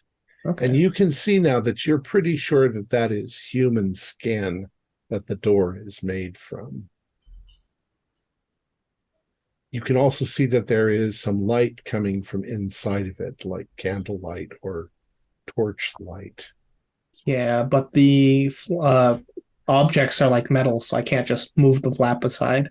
Are there any cracks that I can peer through? They're made of wood, so you might be able to see through it if you try. Yeah, I'll look. Do a luck roll. Sure. 29. We're good. There are cracks in the wood where you can get your eye up close to it, and you can peek through. Inside, there is a very large, muscular black man. He is being attended by two females. He has a headdress on his head that, I mean, at first you would guess that it was made from feathers, except that they look very much like tentacles. Pretty sure they're feathers. They're green feathers. He's wearing around his neck a large black obsidian stone. It's different than the ones that the others are wearing. He seems to have things written on it, carved in. Do I see Jack? You don't. Okay. Well, guy, that's him. It's the big man himself. How do we get him? Well, we can't get him. Well, we can describe what he looks like to Dirk. Tell him where he is. But there's like 1 million people here. True. Well, what if he came from behind, like where we did, and just blow up the hut? That would be easy, but we don't have any dynamite. Fuck. Well, let's see what's in the other hunts. The information we gather could assist us. All right. Okay. All right. James, you turn towards the middle hut, where the two guards are. And as you're moving, you suddenly realize that one of the guards is starting to turn his head towards where you guys are, as if he can sense you, or he might not be able to see you yet, but he might be able to see you if you get closer. Okay. Split up. You go one side, I'll go the other. And he can't look two places at once, so I'll signal to you if he's looking at me.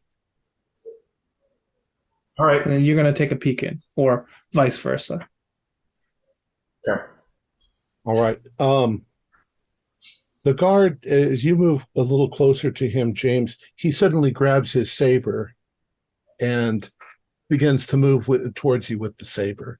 The other guard looks at him and says something. You don't understand Creole, what he's saying, but they both suddenly seem very alarmed. I'll move away while you get a look, guy. Okay. I'll distract him. All right. So they begin sort of arguing with one another as to what's going on. And but you can see that they've become alarmed. They don't seem to see Guy. So Guy, you're going to approach. And as you approach, there is a gap between pieces of wood and like a knot hole. And as you put your eye up to there, at first you don't think that there's much in the tent. There's a cot and blankets or something like that. And then you realize that there is something laying on the cot. And it's sort of bundled up. But as you're looking at it, it sort of rolls over. And what you see is what might be left of what you're expecting, Jack. It's a human that's been transformed. His jawline sticks out a long ways like a crocodile or a lizard. And he has black scales all over his skin, over his arms. His eyes are closed because he is sleeping. And there is definitely something forming on his forehead like an eye socket. But it is also closed. And you can hear a kind of crocodile growl from him, which might be snoring. He is also chained to the bed, or he's secured so that he can't get away. But you can do a sanity roll for seeing him. What the hell was that? I passed. All right, just 1d4.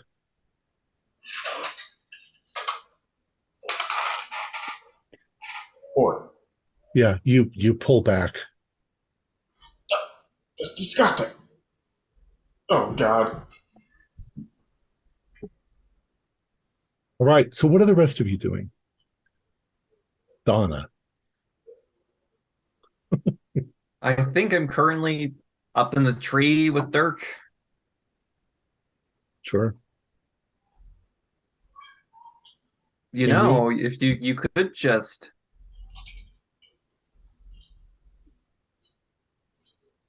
Here, there's only room for one of us in this thing, you freak. Weren't you supposed to get the okay, dynamite?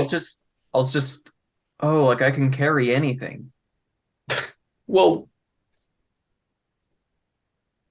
Look, put your it's like back into this, it. and I'll just slip off the tree head first, plummet out of his eyesight, and then reappear in the tree. Oh God. At least Donna's having fun. I'm gonna like almost look down, but then realize that it would make James disappear and then not do that.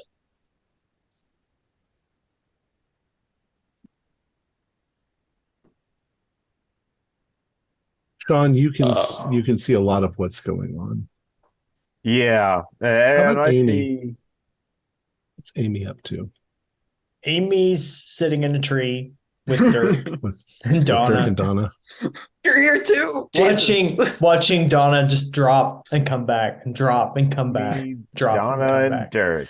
You should try it, Amy. It's exhilarating. I'll live vicariously through you. All right. So the time is people, you start to notice that there are people in the crowd that are, and they're reveling. They're taking these stones around their neck and taking them off and cutting themselves various places. You notice a few of them cut their own throats, and you see the blood flow out, and you see them lose consciousness and fall to the ground. Everybody do spot hiddens. 22 is a hard success. Nah, I failed. I rolled 60 exactly on 60. Okay. Amy, Dirk? Regular. I failed. I'm looking at my Okay. feet. Yeah, I didn't see it. Donna, you're not sure because it's a big crowd of people, but you saw somebody cut their own throats and bleed out and fall to the ground. But then you saw them get back up again and continue dancing rather violently as they're dancing. But you can see the cut in their throat. You can see the blood all down their front. I'm gonna go take a little stroll, Okay, where are you going to and go? I'll hop out of the tree in a way where Dirk can see me, so I don't Okay, disappear. You I'm gonna gotta- go over to that. to where they are. Yeah. All right. You move over there. You think maybe you get a couple of glances from a few people, but they're too busy doing what they're doing. Do you want to do anything in the way you go over there? I'll just walk up like I'm supposed to be there. Okay. Not just cautiously, just So as you go up, you can definitely get a better look at this person. Their eyes are rolled up into their head. They're moving, but they couldn't possibly still be alive. Most of their blood has flowed right out of their neck as they cut their jugular. well, Something is, something else is in them. yeah.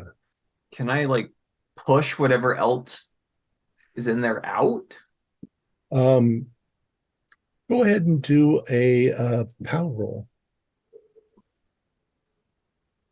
Donna. I'll spend 3 points of luck to pass. Okay. You don't actually have to do that because I got a 70. Yeah, it's funny when you actually sort of push up against it, it's like putting on a raincoat. It's there's nothing inside for you to push out of the way. And you just sort of slip right into it. Of course, it stops dancing. But you find yourself inside. It's got the sharp stone around its neck. It's got a sharp stone. Oh, well, I'm gonna go around and start slicing people's throats who are dancing or fornicating or whatever it is that they're doing. All right. People who don't have the mark on their forehead, kind of, they don't really push away from you, but they don't accept what you're doing, so they will kind of push you away. But the ones who have the eyes on their foreheads almost look grateful when you cut their throats. Dirk, the crowd is sort of shifting around. They're dancing in kind of a weird rhythm, and you lose sight of James and Guy as the crowd sort of swells and comes in between you, and Guy and James are suddenly next to you. Oh, could I have went into a body before that happened? were you weren't trying to yet, were you? Well, I was waiting for you to finish. Oh. Well, let's say no. You snap Okay. back before you get the chance to do it. And you're all kind of together again, except that Donna is now out there. Then I'll relate to Dirk like all the information we found out, who's in what hut, what they look like. Okay, well, what's our order of operations here? I think I'm King gonna try and Kaleko. take a body as well. Kaleko's the priority because we can always kill Jack after the ritual's over. Well, yeah. If you could somehow shoot Kaleko in the head or stop his heart, that would be great. Yeah. And we can try to take some bodies and like cause chaos, or also try to attempt take his life as well. I wonder if there's any more of those demon dragons or where they came from, because if I could get one of those, then that would be pretty useful. I mean, I would just eat them alive. Have you looked up? Well, are there any? I'll You look don't up for see him. You don't see Okay. any above.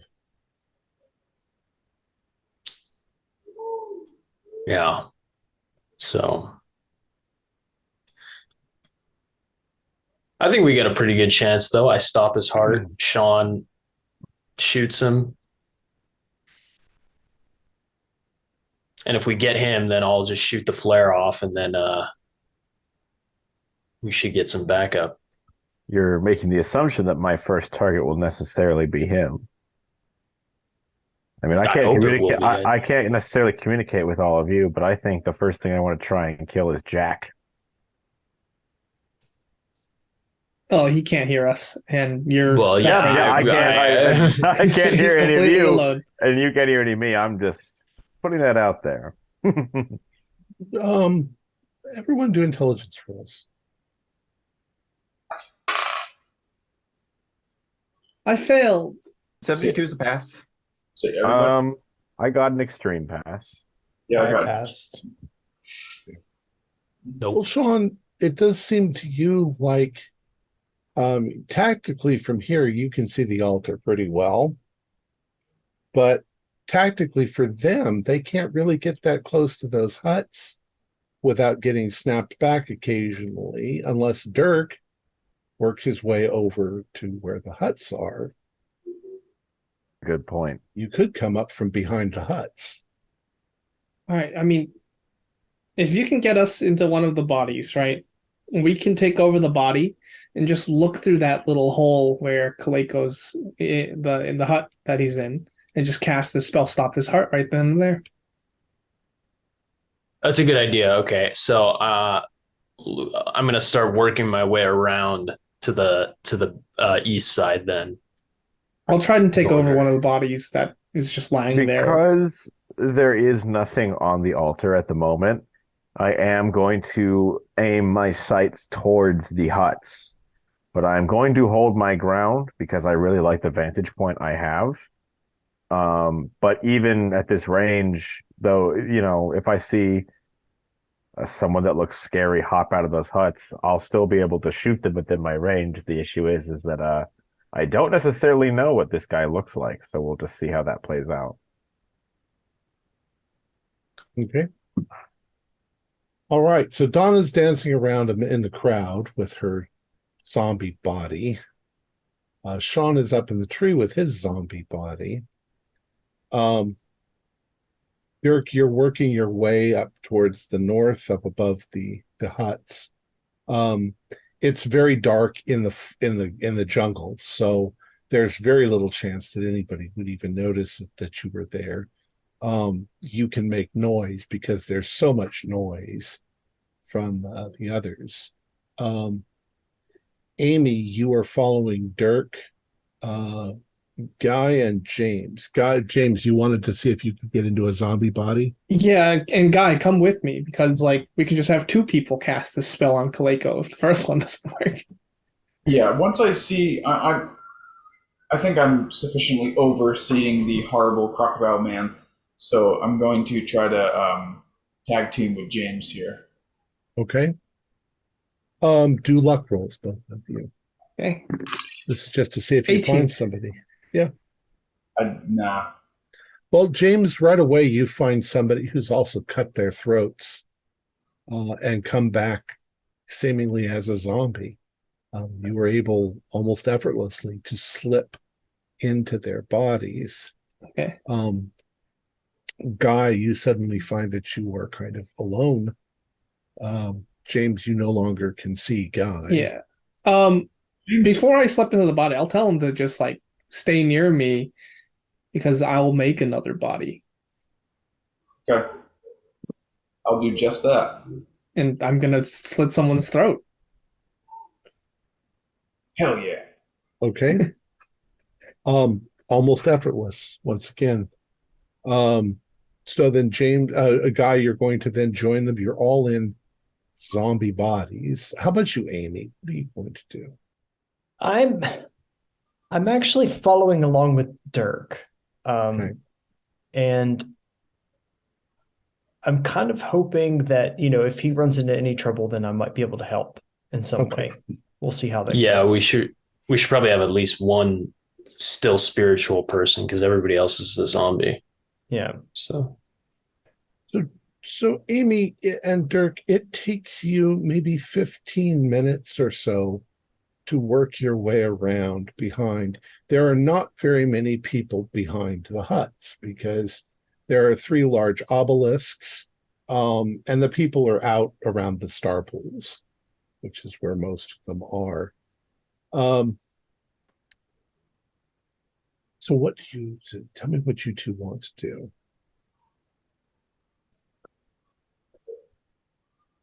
Dirk, what are we like? What's the plan? Like, what do you want to try to accomplish? I don't know. I want to try to get into the lizard guys.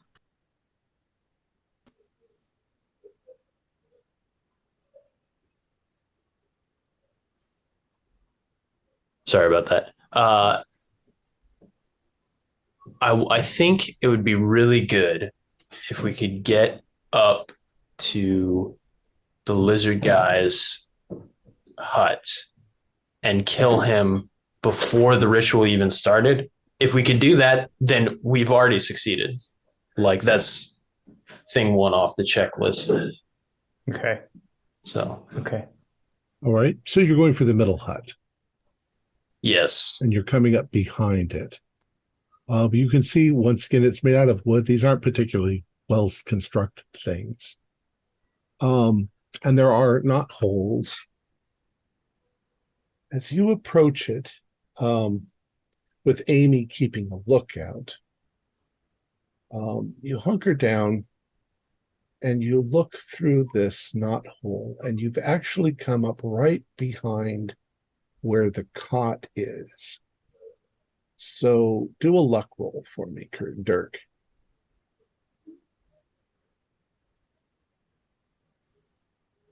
$18. Yes.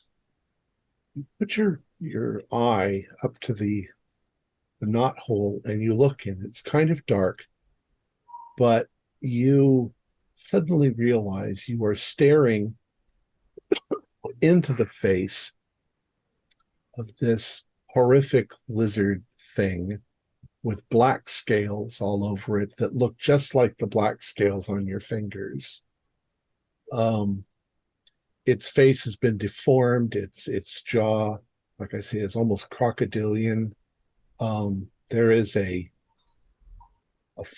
sort of an eye socket forming in the forehead. He's asleep in the cot, facing you. can do a sanity roll for seeing him. It's far more horrible than you imagined because that's what you were going to turn into. Unfortunately, I failed that sanity roll. 1d8. Yeah, that's what I. Come on. Please don't 3. flee in Okay. panic. Oh 3. God. We get a 3. And I actually have lost like barely any sanity. So far.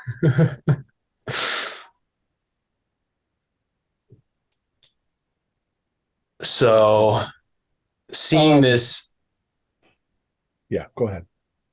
I think I'm gonna get my shotgun out and sort of aim it at the third eye socket, and I'm gonna blow his head off, and then get ready to run, I guess. Hey, go ahead and fire. You're almost point blank. Yeah. Here's hoping. Do I get a bonus dice for being point blank? Sure. That's good because I rolled a 100. Oh. I rolled okay. Well, if you You roll will not 100, you will not believe this. all the gun I does rolled is two go- 100s. Gun Well, that means explodes in your your gun hands. just No. Jams, doesn't it? I mean, What that's you a get is malfunction. click, click. You should have strangled him. The gun clicks twice. Something's jammed the barrel. Didn't reassemble Well, it correctly. having been Oh man. divine intervention against me, I'm going to put my shotgun down, take my pistol out, and aim it at the guy and shoot. All right, this time though, because you had a double 100, I'm gonna roll luck to see if any of the revelers or guards. Got 11. All right. So as you are there, they've already been unnerved by seeing something, seeing James. So they're kind of nervously moving around. One of them comes around behind the hut, and out of the corner of your eye, you see him coming, and he's looking, and he can see you because you're real. Amy, do you want to do anything? Yes. Is it possible to cast this heart stop spell on this guy? Not for you. Not for me? Okay. Do I see if he's got like a third eye? He does. He does? Okay. I'm just going to run at him, actually, and see if I can frighten him. Okay.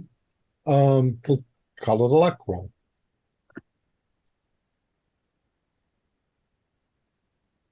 Oh, no. No.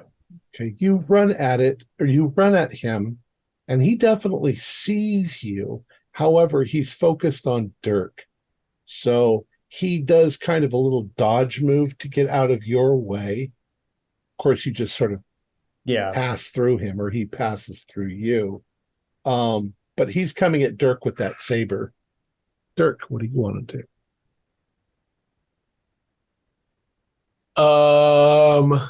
Might be time to hit him up with the heart stop.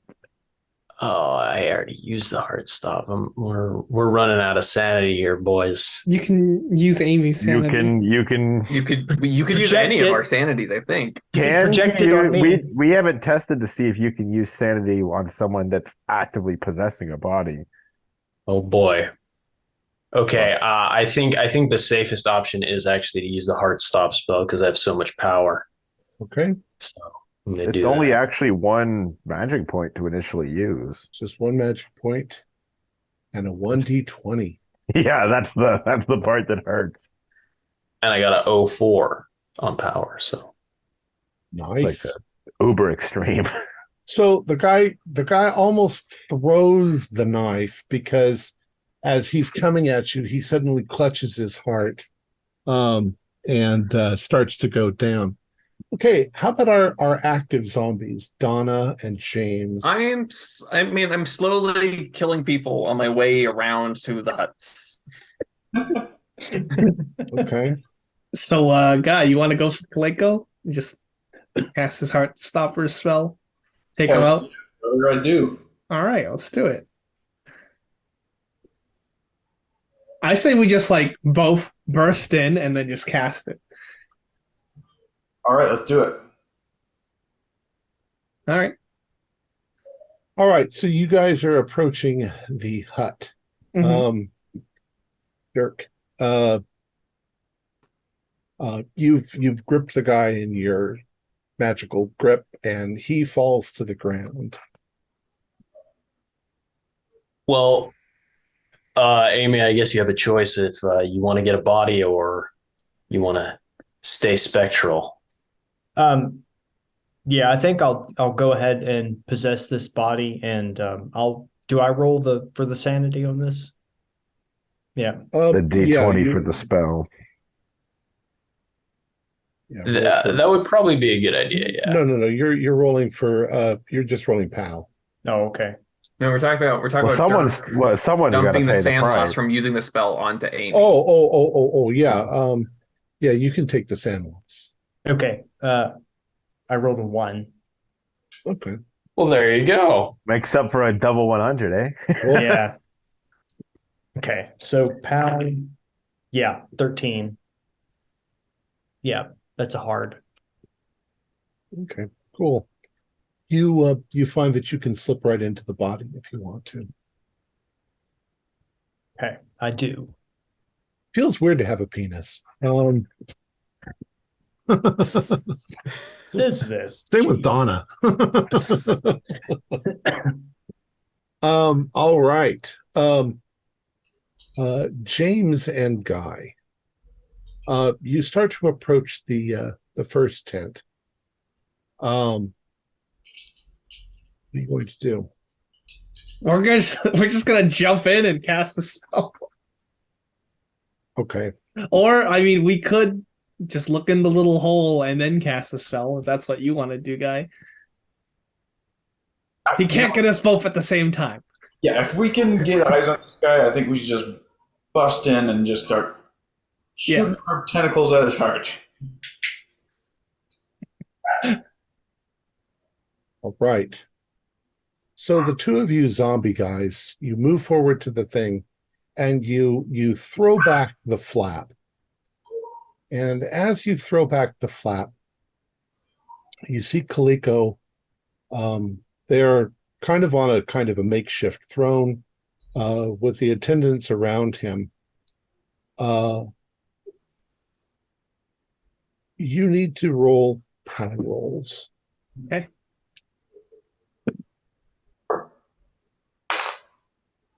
All right, I got it. Regular. I got a hard. Okay, he got an extreme. I'll spend luck to pay for an extreme. I don't think you can do that on a opposed roll. The biggest trick is even if you got to an extreme, in the case of ties, like if you both get extremes, whoever has the highest characteristic just wins still. Then I'll pay luck to get no one. I'm James Sterling. You're talking to James Sterling here. All right. All right. So go ahead and do that. Okay. You start to do that, and you can see he suddenly he falls back in his thing. However, the attendants that are next to him are going to suddenly attack you. Keep him off me. Both of them come running forward. They also have knives or sabers. And they are extremely protective of this man. So you do manage to grab his heart, so to speak, for a moment, but then your two zombie bodies are attacked by these attendants, and you are hacked to pieces. Your souls immediately pull out of the bodies in the process. And Kaleko is extremely upset. He grabs a hold of that stone around his neck, stands up and moves out out of the hut. Okay. So he moves out of the hut. And so describe me, what does this guy look like? A big black fellow, muscular. Is he wearing a spooky top hat? He's wearing a headdress. And he seems to be moving swiftly towards the center of the or towards the altar. All right. So before I take the shot, because I want to make this count, I want my action to be aim this turn. Okay. So that way when I take the shot, I get a give you a bonus bonus dice. All right. So we'll get back to you. He's walking out there. Let's get back to Dirk and Amy. Zombie and not zombie behind the thing. Yeah, What are you going to do? I'll pick up the saber that this guy was carrying. Okay. And say to Dirk, let's go. I'm your bodyguard. All right, Amy, can you go in the front and if I give you this gun, you can just go into his cell and kill him, right? Yeah, I should be able to do that. So here, I'll give her the gun because she's in the body of a cultist, so hopefully they won't look at her. All right. So Amy, you walk around to the front. There are two guards. There's one guard, one you killed. Actually, you look like the other guard. Yeah. So what are you going to do? He's standing there on guard, and you're coming back. He doesn't know you're a zombie. What are you going to do? And I'll just kind of shrug my shoulders and walk over. And you said it was a flap that was on the front of this Correct. tent? Yeah. And I'm just gonna, like I own the place, just open the flap and walk in. Okay. The second you sort of pass the guard that's there and grab a hold of the door, he whips around very swiftly and brings that saber down on you, and pretty much cuts you almost in half as you fall to the ground, screaming something at you. Do you know French? Yes. Okay. He's screaming at you, that's sacred. What are you doing? And he murders the body, which you slip out of. Dirk, you hear screaming on the other side. Doesn't sound like it worked. Yeah. Well, I guess I'll try to clear the gem and the shotgun then. Let's ask everyone else. What are you doing? You guys are in zombies. You're just walking around. You see that stuff is going on over by these tents. Well, that's where I've been heading. I've been going around in that circle. So, Donnie, you are approaching. You just saw a zombie attack a guard, or rather, the guard attack a zombie and kill it. And you see Amy sort of slip out of it as if she was just, climbing out from underneath a bed sheet. Well, Amy. he's distracted by killing the other one. I want to go behind him and stab him. Him with my obsidian stone. Well, the most you'll be able to do is cut him, but it's not really pointy. So, all right, go ahead. I'm just going to start cutting him. Do we roll anything or just? Yeah, go ahead and roll like brawl. 38 is a success. Okay, as soon as you cut him, he turns to you and he is just going to swing that saber right at you. I will try to dodge. I will spend 7 points of luck to dodge. He failed to hit you anyway. Oh, so okay. So, but he's swinging. He's going to spin around and come back down with that saber. At this point, he's thinking zombies are attacking me. Right. So, I mean, I'm like poking at him and just Because I mean, he can't really. He can kill this body, but Right. he can't kill me. So I'm just, and I'm kind of looking at Amy like, what you were doing. Do you want to do anything, Amy? I don't know if there is anything I can do, actually. Dirk could slip in with the gun. You could grab the gun and go inside while the guard's distracted. Well, I don't have a body. Well, you can talk to Dirk Oh, okay. like you're a ghost again. Yeah. Yeah, so yeah, I'll just if I can, I'll just go in the hut, actually. Well, Dirk's got to maintain sight with you. Oh, that's right. That's right. And you Yeah, can't move the there's a flap. curtain that you can't Yeah, yeah, I unflap. can't go Like through iron. that flap. Jeez. Okay. Yeah, I'll just go back and talk to Dirk and let him know what's going on. Is there something you want to do, Dirk?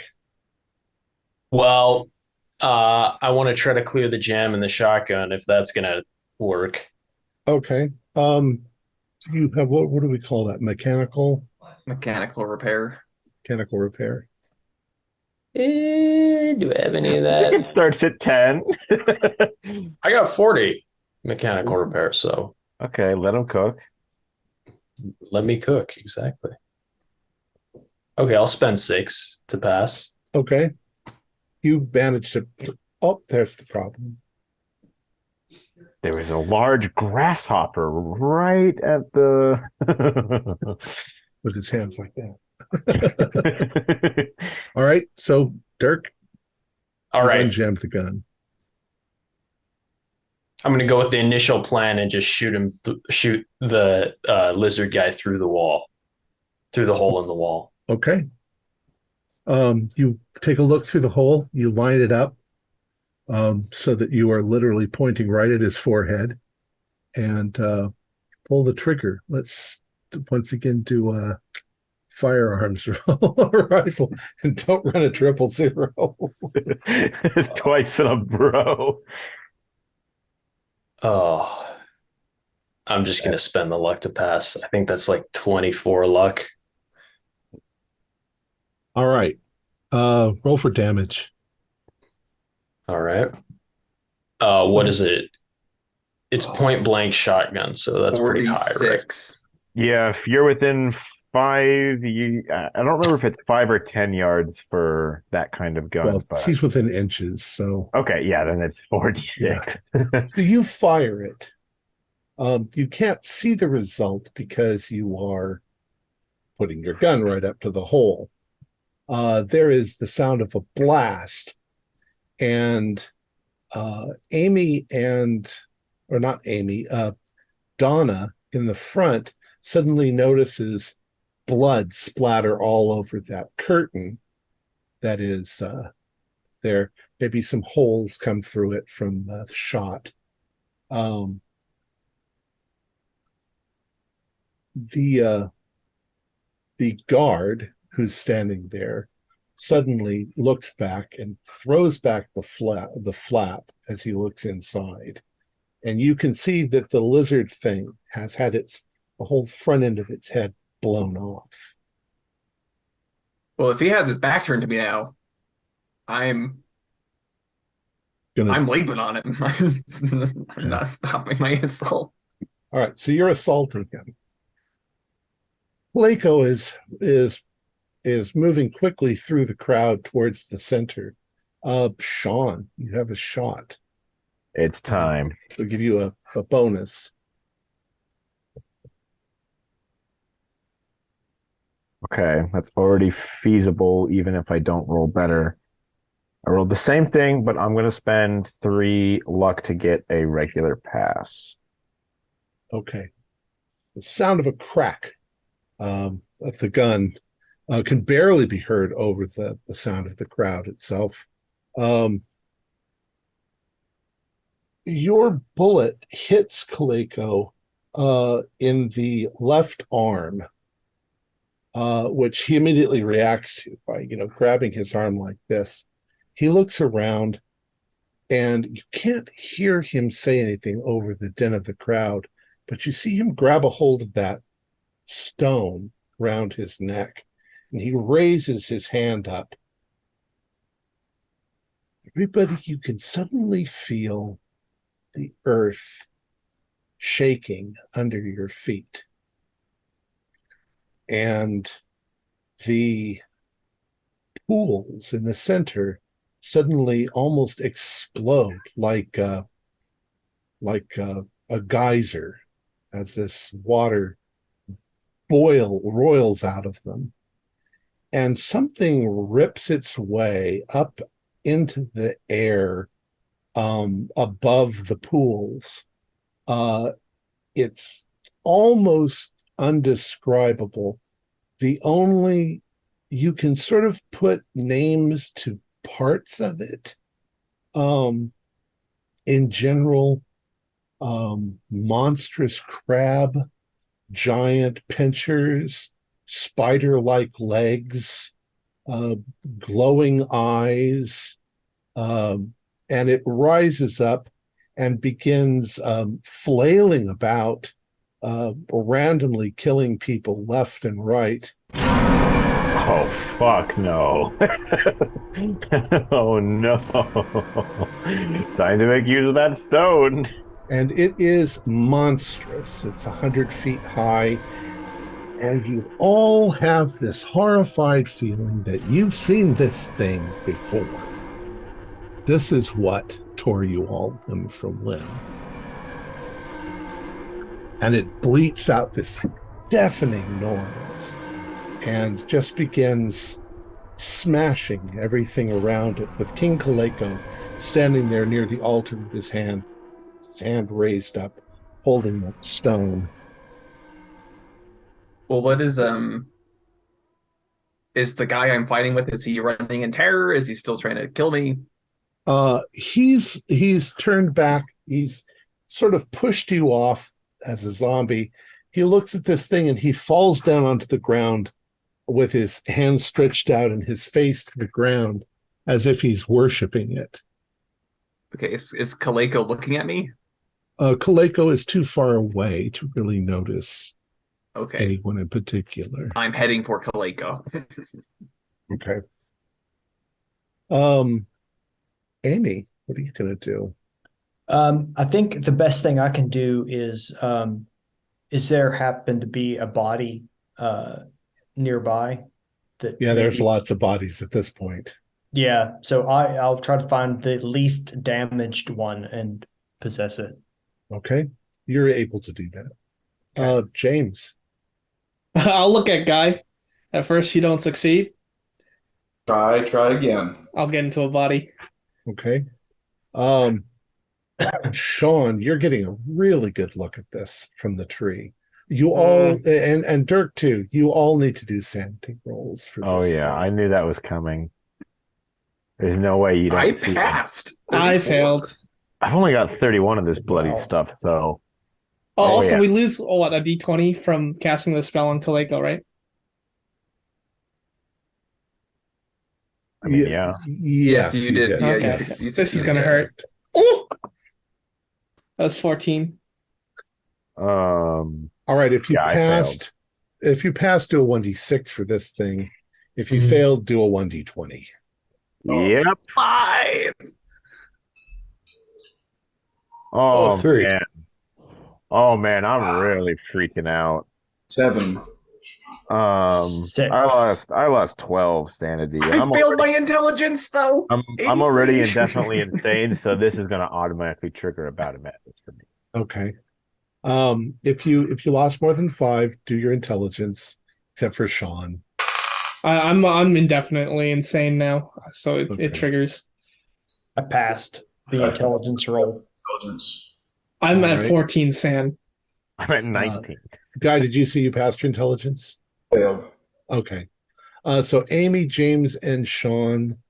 How did you do, Dirk?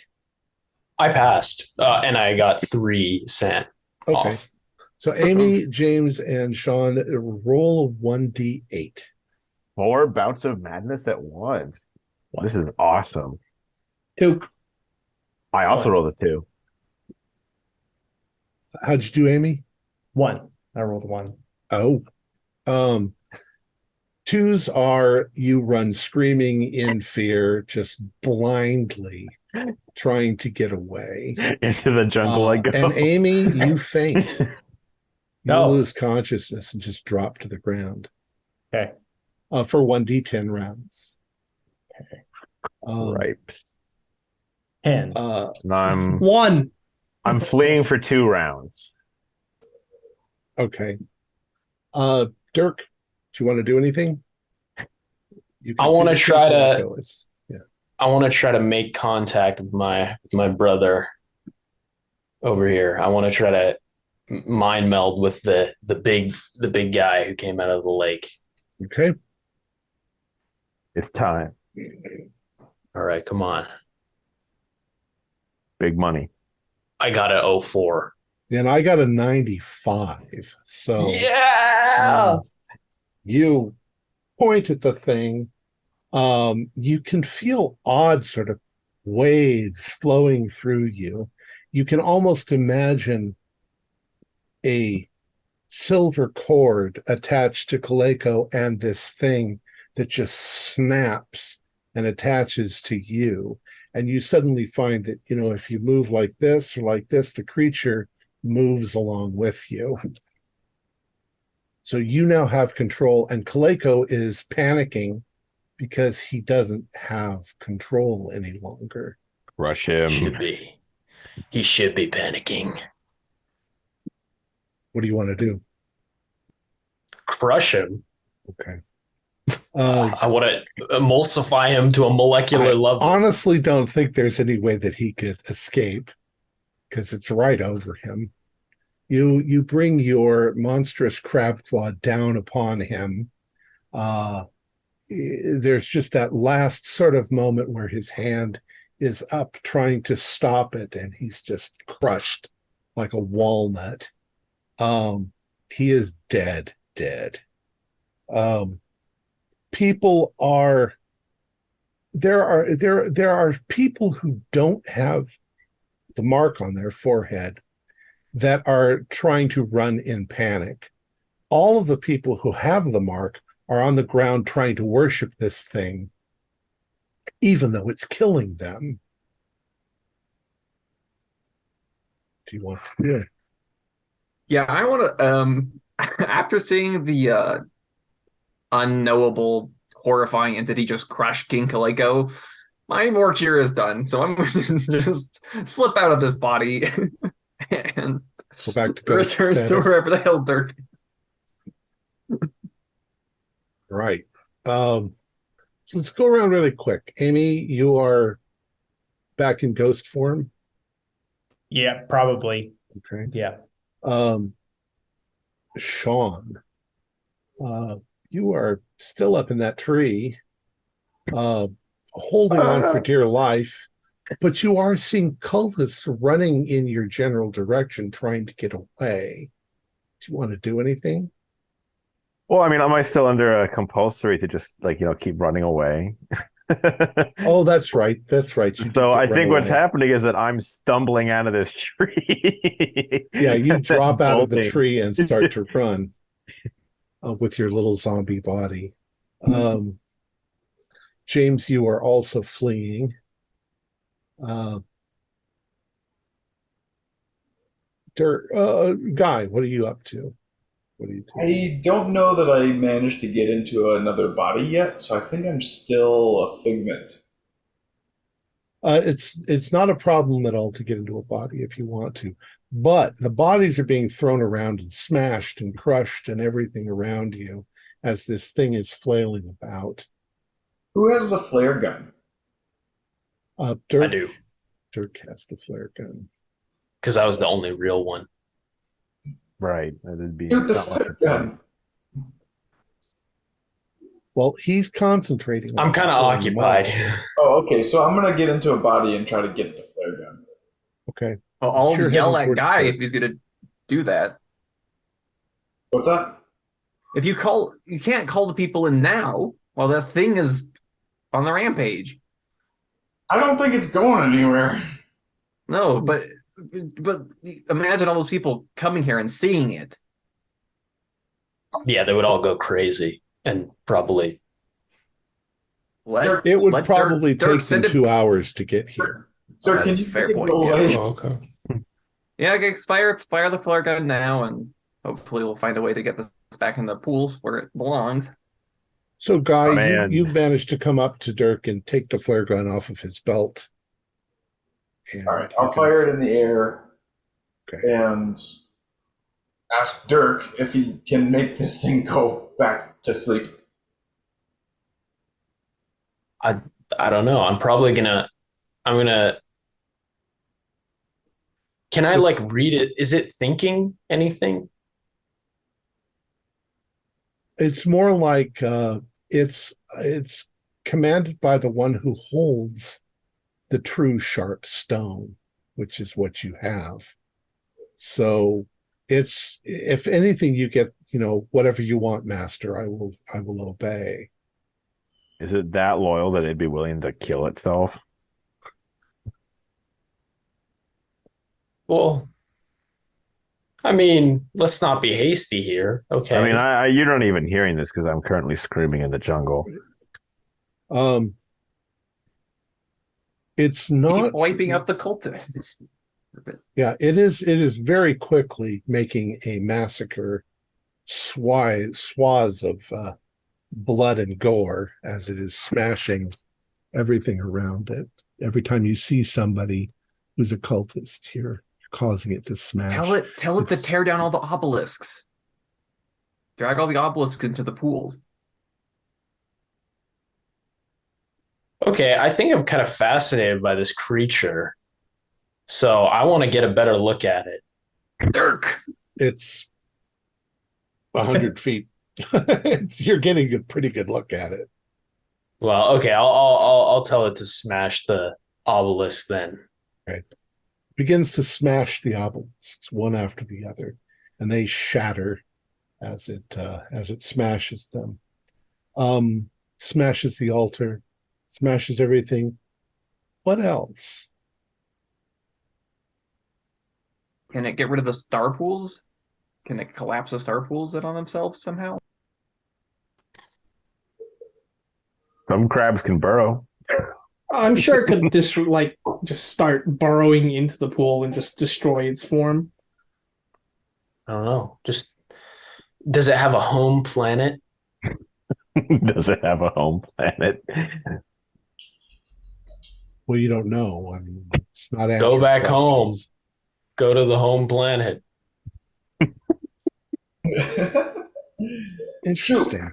So you tell it to go back to the home planet. The creature, once you've said that, moves away from the star pools and goes towards the third hut with the open door. Very, very tiny compared to this thing. It probes with one of its hands and reaches sort of into the hut. You think it's going to destroy the hut, which it's partly doing in doing this. And then all of a sudden, there's the sound almost of like breaking glass as this giant creature sort of crinkles and crumbles and is crushed by like a piece of paper and forced down into that open door of the hut. And it is completely pulled inside and disappears. The hut is pretty much destroyed, but there's something where the hut was that looks almost like shimmering air, like a mirage that you can see there for a few moments, and then it's gone. And suddenly there's this silence. There's a few sounds of people groaning in agony as they've been partly torn apart. There's still no sound at all from the forest. The drums are gone, and everything is dead quiet. And you are just about the only people that are left there that are alive. Good job, Dirk. They lived in that lake with the burning stars above it. So, epilogue. you start to make your way back down the mountain. Eventually, you start to hear noises from the forest itself, from the jungle. Animals have returned. The stars in the sky are not quite as bright. And you meet Senegal and his people moving up into the jungle towards you. They have obviously, if any of the cultists ran back down this direction, Senegal took care of them. But they are moving quickly because they think that there might still be hundreds of cultists up there. They get to you and they say, "By God, you did it. You actually managed to do it." Only one thing left to do.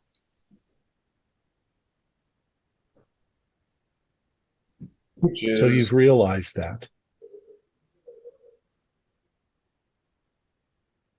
Yeah, I think so. Yeah.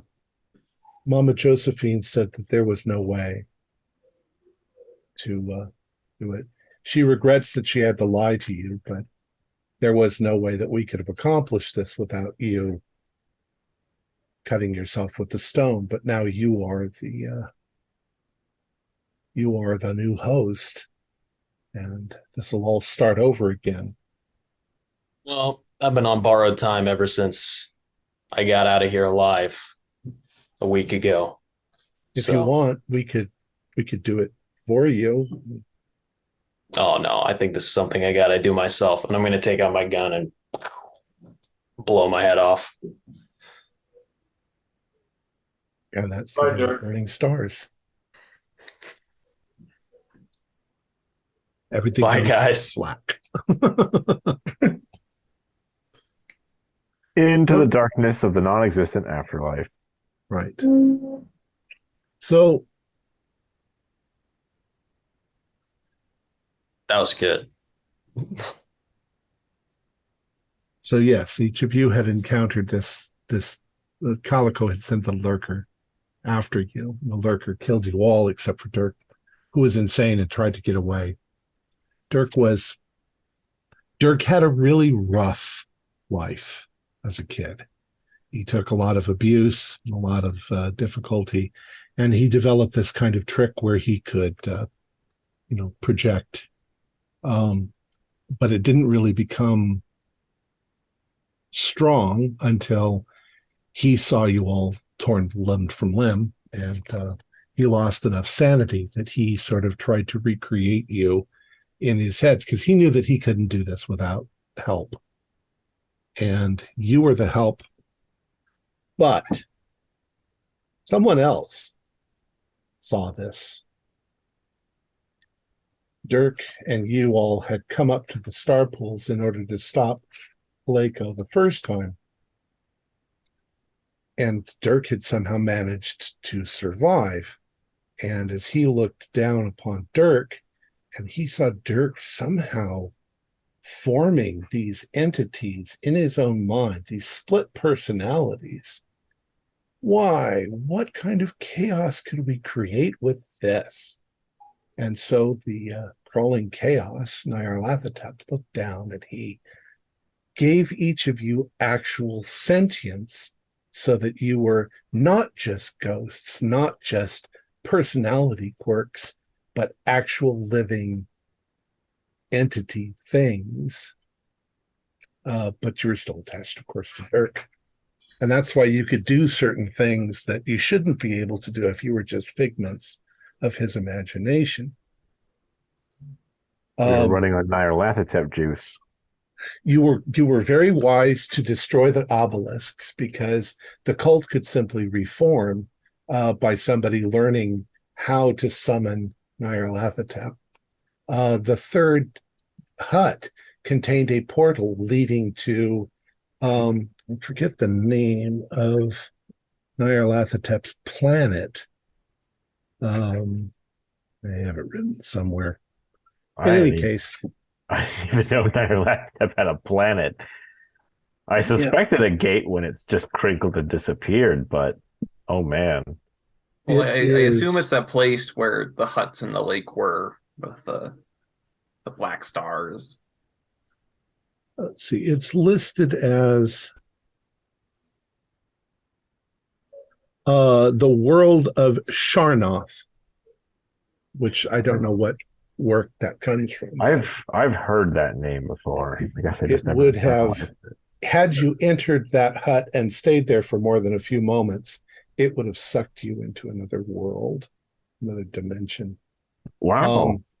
Then, Uh, like the Sarna, problem with what Amy did at one point was the huts were sacred, so no one was ever allowed to go into the center hut, that's the host's hut, or into Nyarlathotep's hut. You would They would execute, they'd kill you immediately, you know. So when you tried to get in, he just turned and killed you because no one's allowed to go in there. Any questions?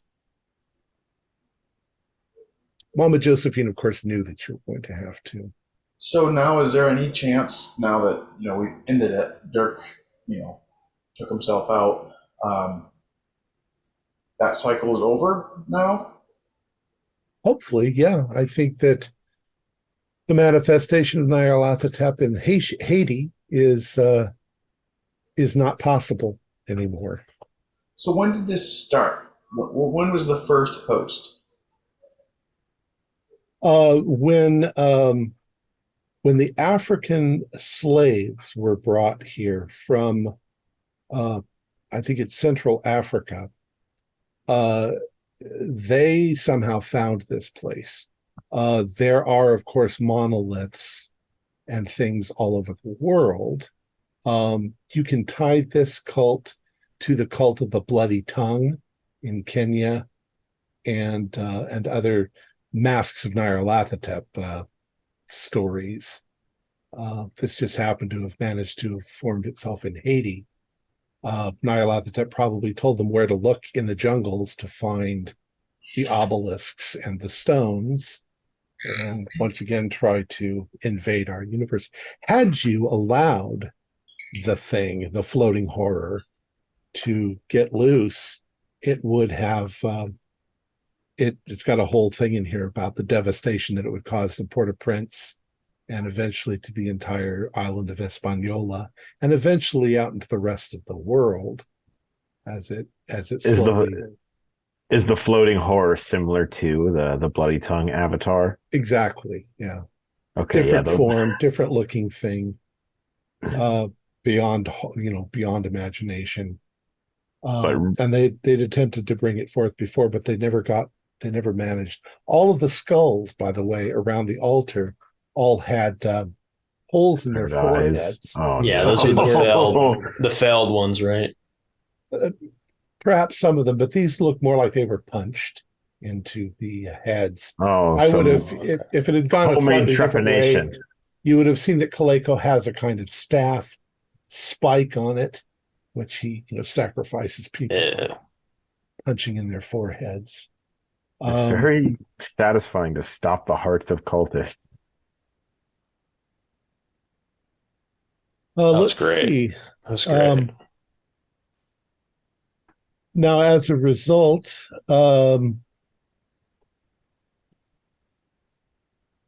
things, of course, change a bit in Haiti. The Americans eventually do leave, give them self-rule. And of course, it's pretty chaotic anyway, but at least they're not enslaved to the god of chaos. Poor Haiti is still pretty Still pretty fucked chaotic. to this day, but yeah, at least they didn't get super fucked. Yeah. Did the other people inside of my brain out survive me, or did they all die? It when I doesn't died? say. I don't what I'm not sure what you'd kind wanna of existence survive. would we leave? Like, I mean, I don't know, like ghost existence. I It mean, could be we like I don't want to be a ghost. I do stuck not in want to live. I do not want to be the ghost that is stuck in your coffin. since Counter-Strike spectator sort of thing. since Nyarlathotep kind of gave you independent sentience and existence, maybe you do exist. It's all for his amusement, of course. He thought it was hilarious. And he didn't even mind the fact that his cult was crushed and destroyed, because what a show. Doesn't care. Yeah. Funny. It was funny. He was quite amused by you. You're one of his Ants favorite are little fighting again. experiments. Dirk Kessler, the man with 6 brains. All right, let's finish up. Our players included Morgan Llewellyn, Sham Sabin, Alex Sun, Max Meltzer, Julian Arba, and Dan DePolis, with yours truly as the Keeper of the Secrets. We have a Discord server where you can chat with other members, you can set up private games, and you can learn the finer arts of gameplay and game mastering. We provide audio-only versions of our shows free for you to download from Podbean or iTunes. If you would like to help support our show, please visit our Patreon account. Just $1 or $2 a month helps us a lot. Like, share, and subscribe to our channel, and punch the bell icon for updates on our latest shows. And leave us some comments. We enjoy reading them and answer any questions you might have. This is Thom Raley, together with all the members of our gaming club, inviting you to journey with us once again into the darkness for another adventure into the universe of H.P. Lovecraft and the Call of Cthulhu role-playing game. Until next time, good luck. Good gaming.